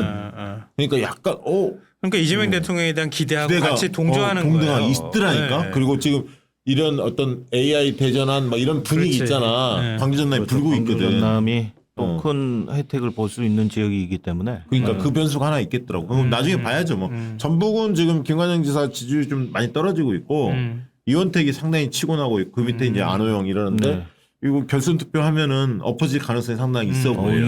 이원택 의원님에 대한 지지가 상당하더라고요. 올라가더라고. 그거는 확인되고 있습니다. 그다음에 이제 아까 부산은 전재수고 원톱이고 거의. 그다음에 경남은 김경수로 거의 내부는 정리된 것 같고. 뭐 여론조사 한 것도 나쁘지 않으니까. 딱 붙어서 나오죠.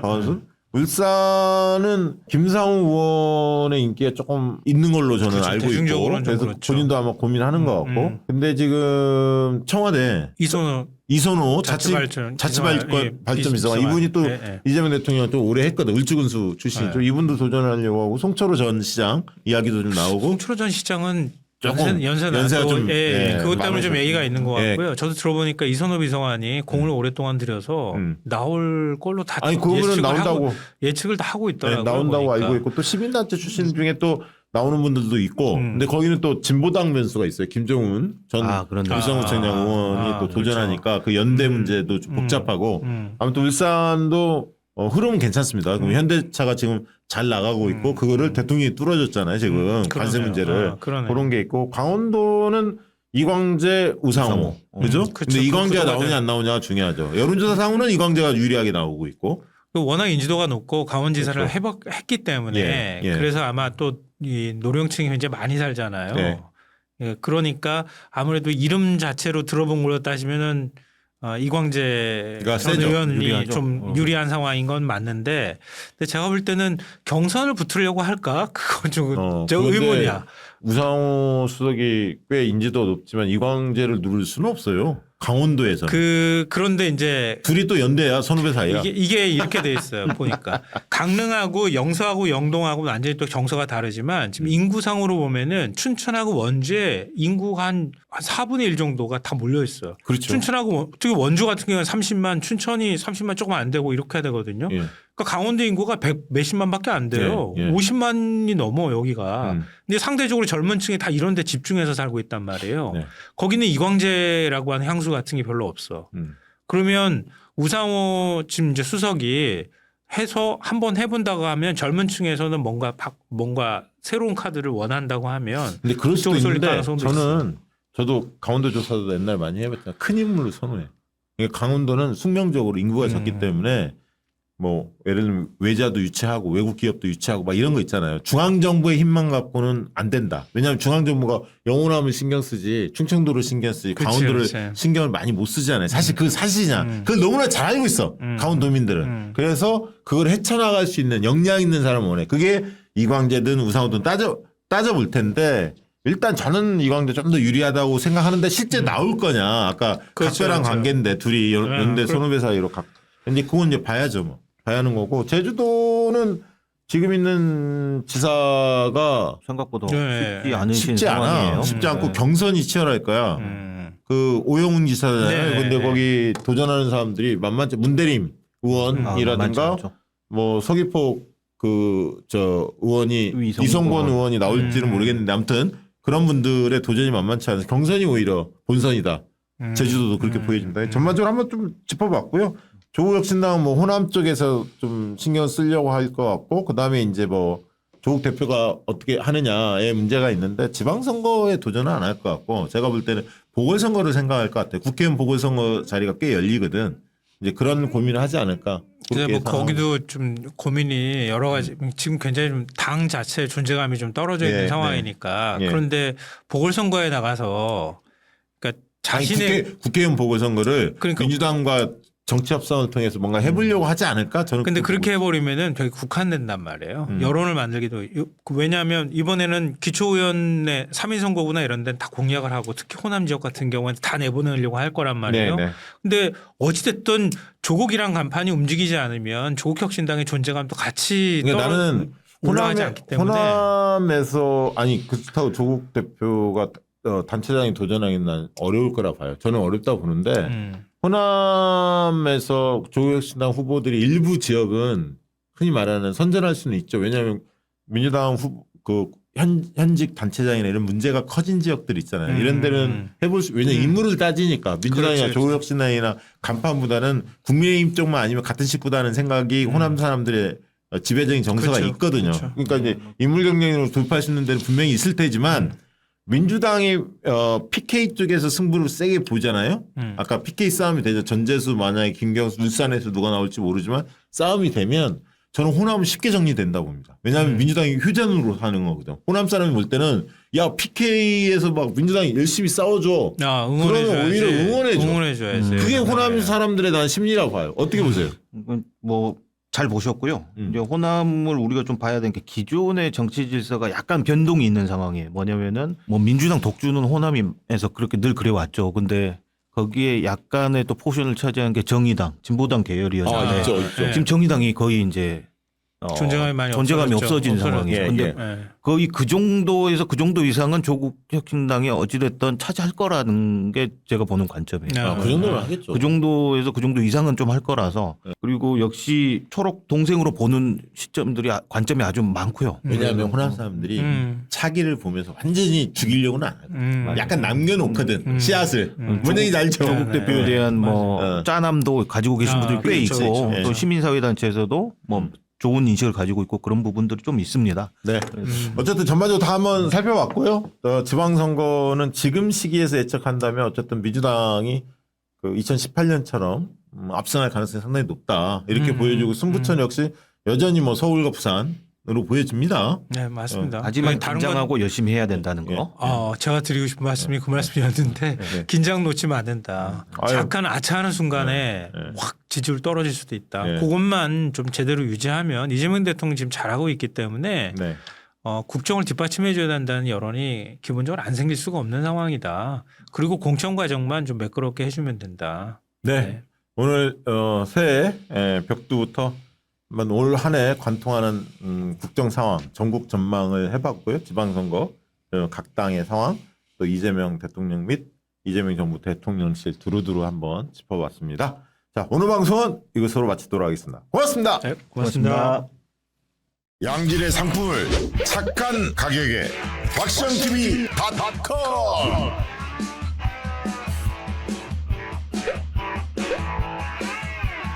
다양한 상품들 식품, 건강, 생활 쇼핑이 구원이다. 왁션TV.com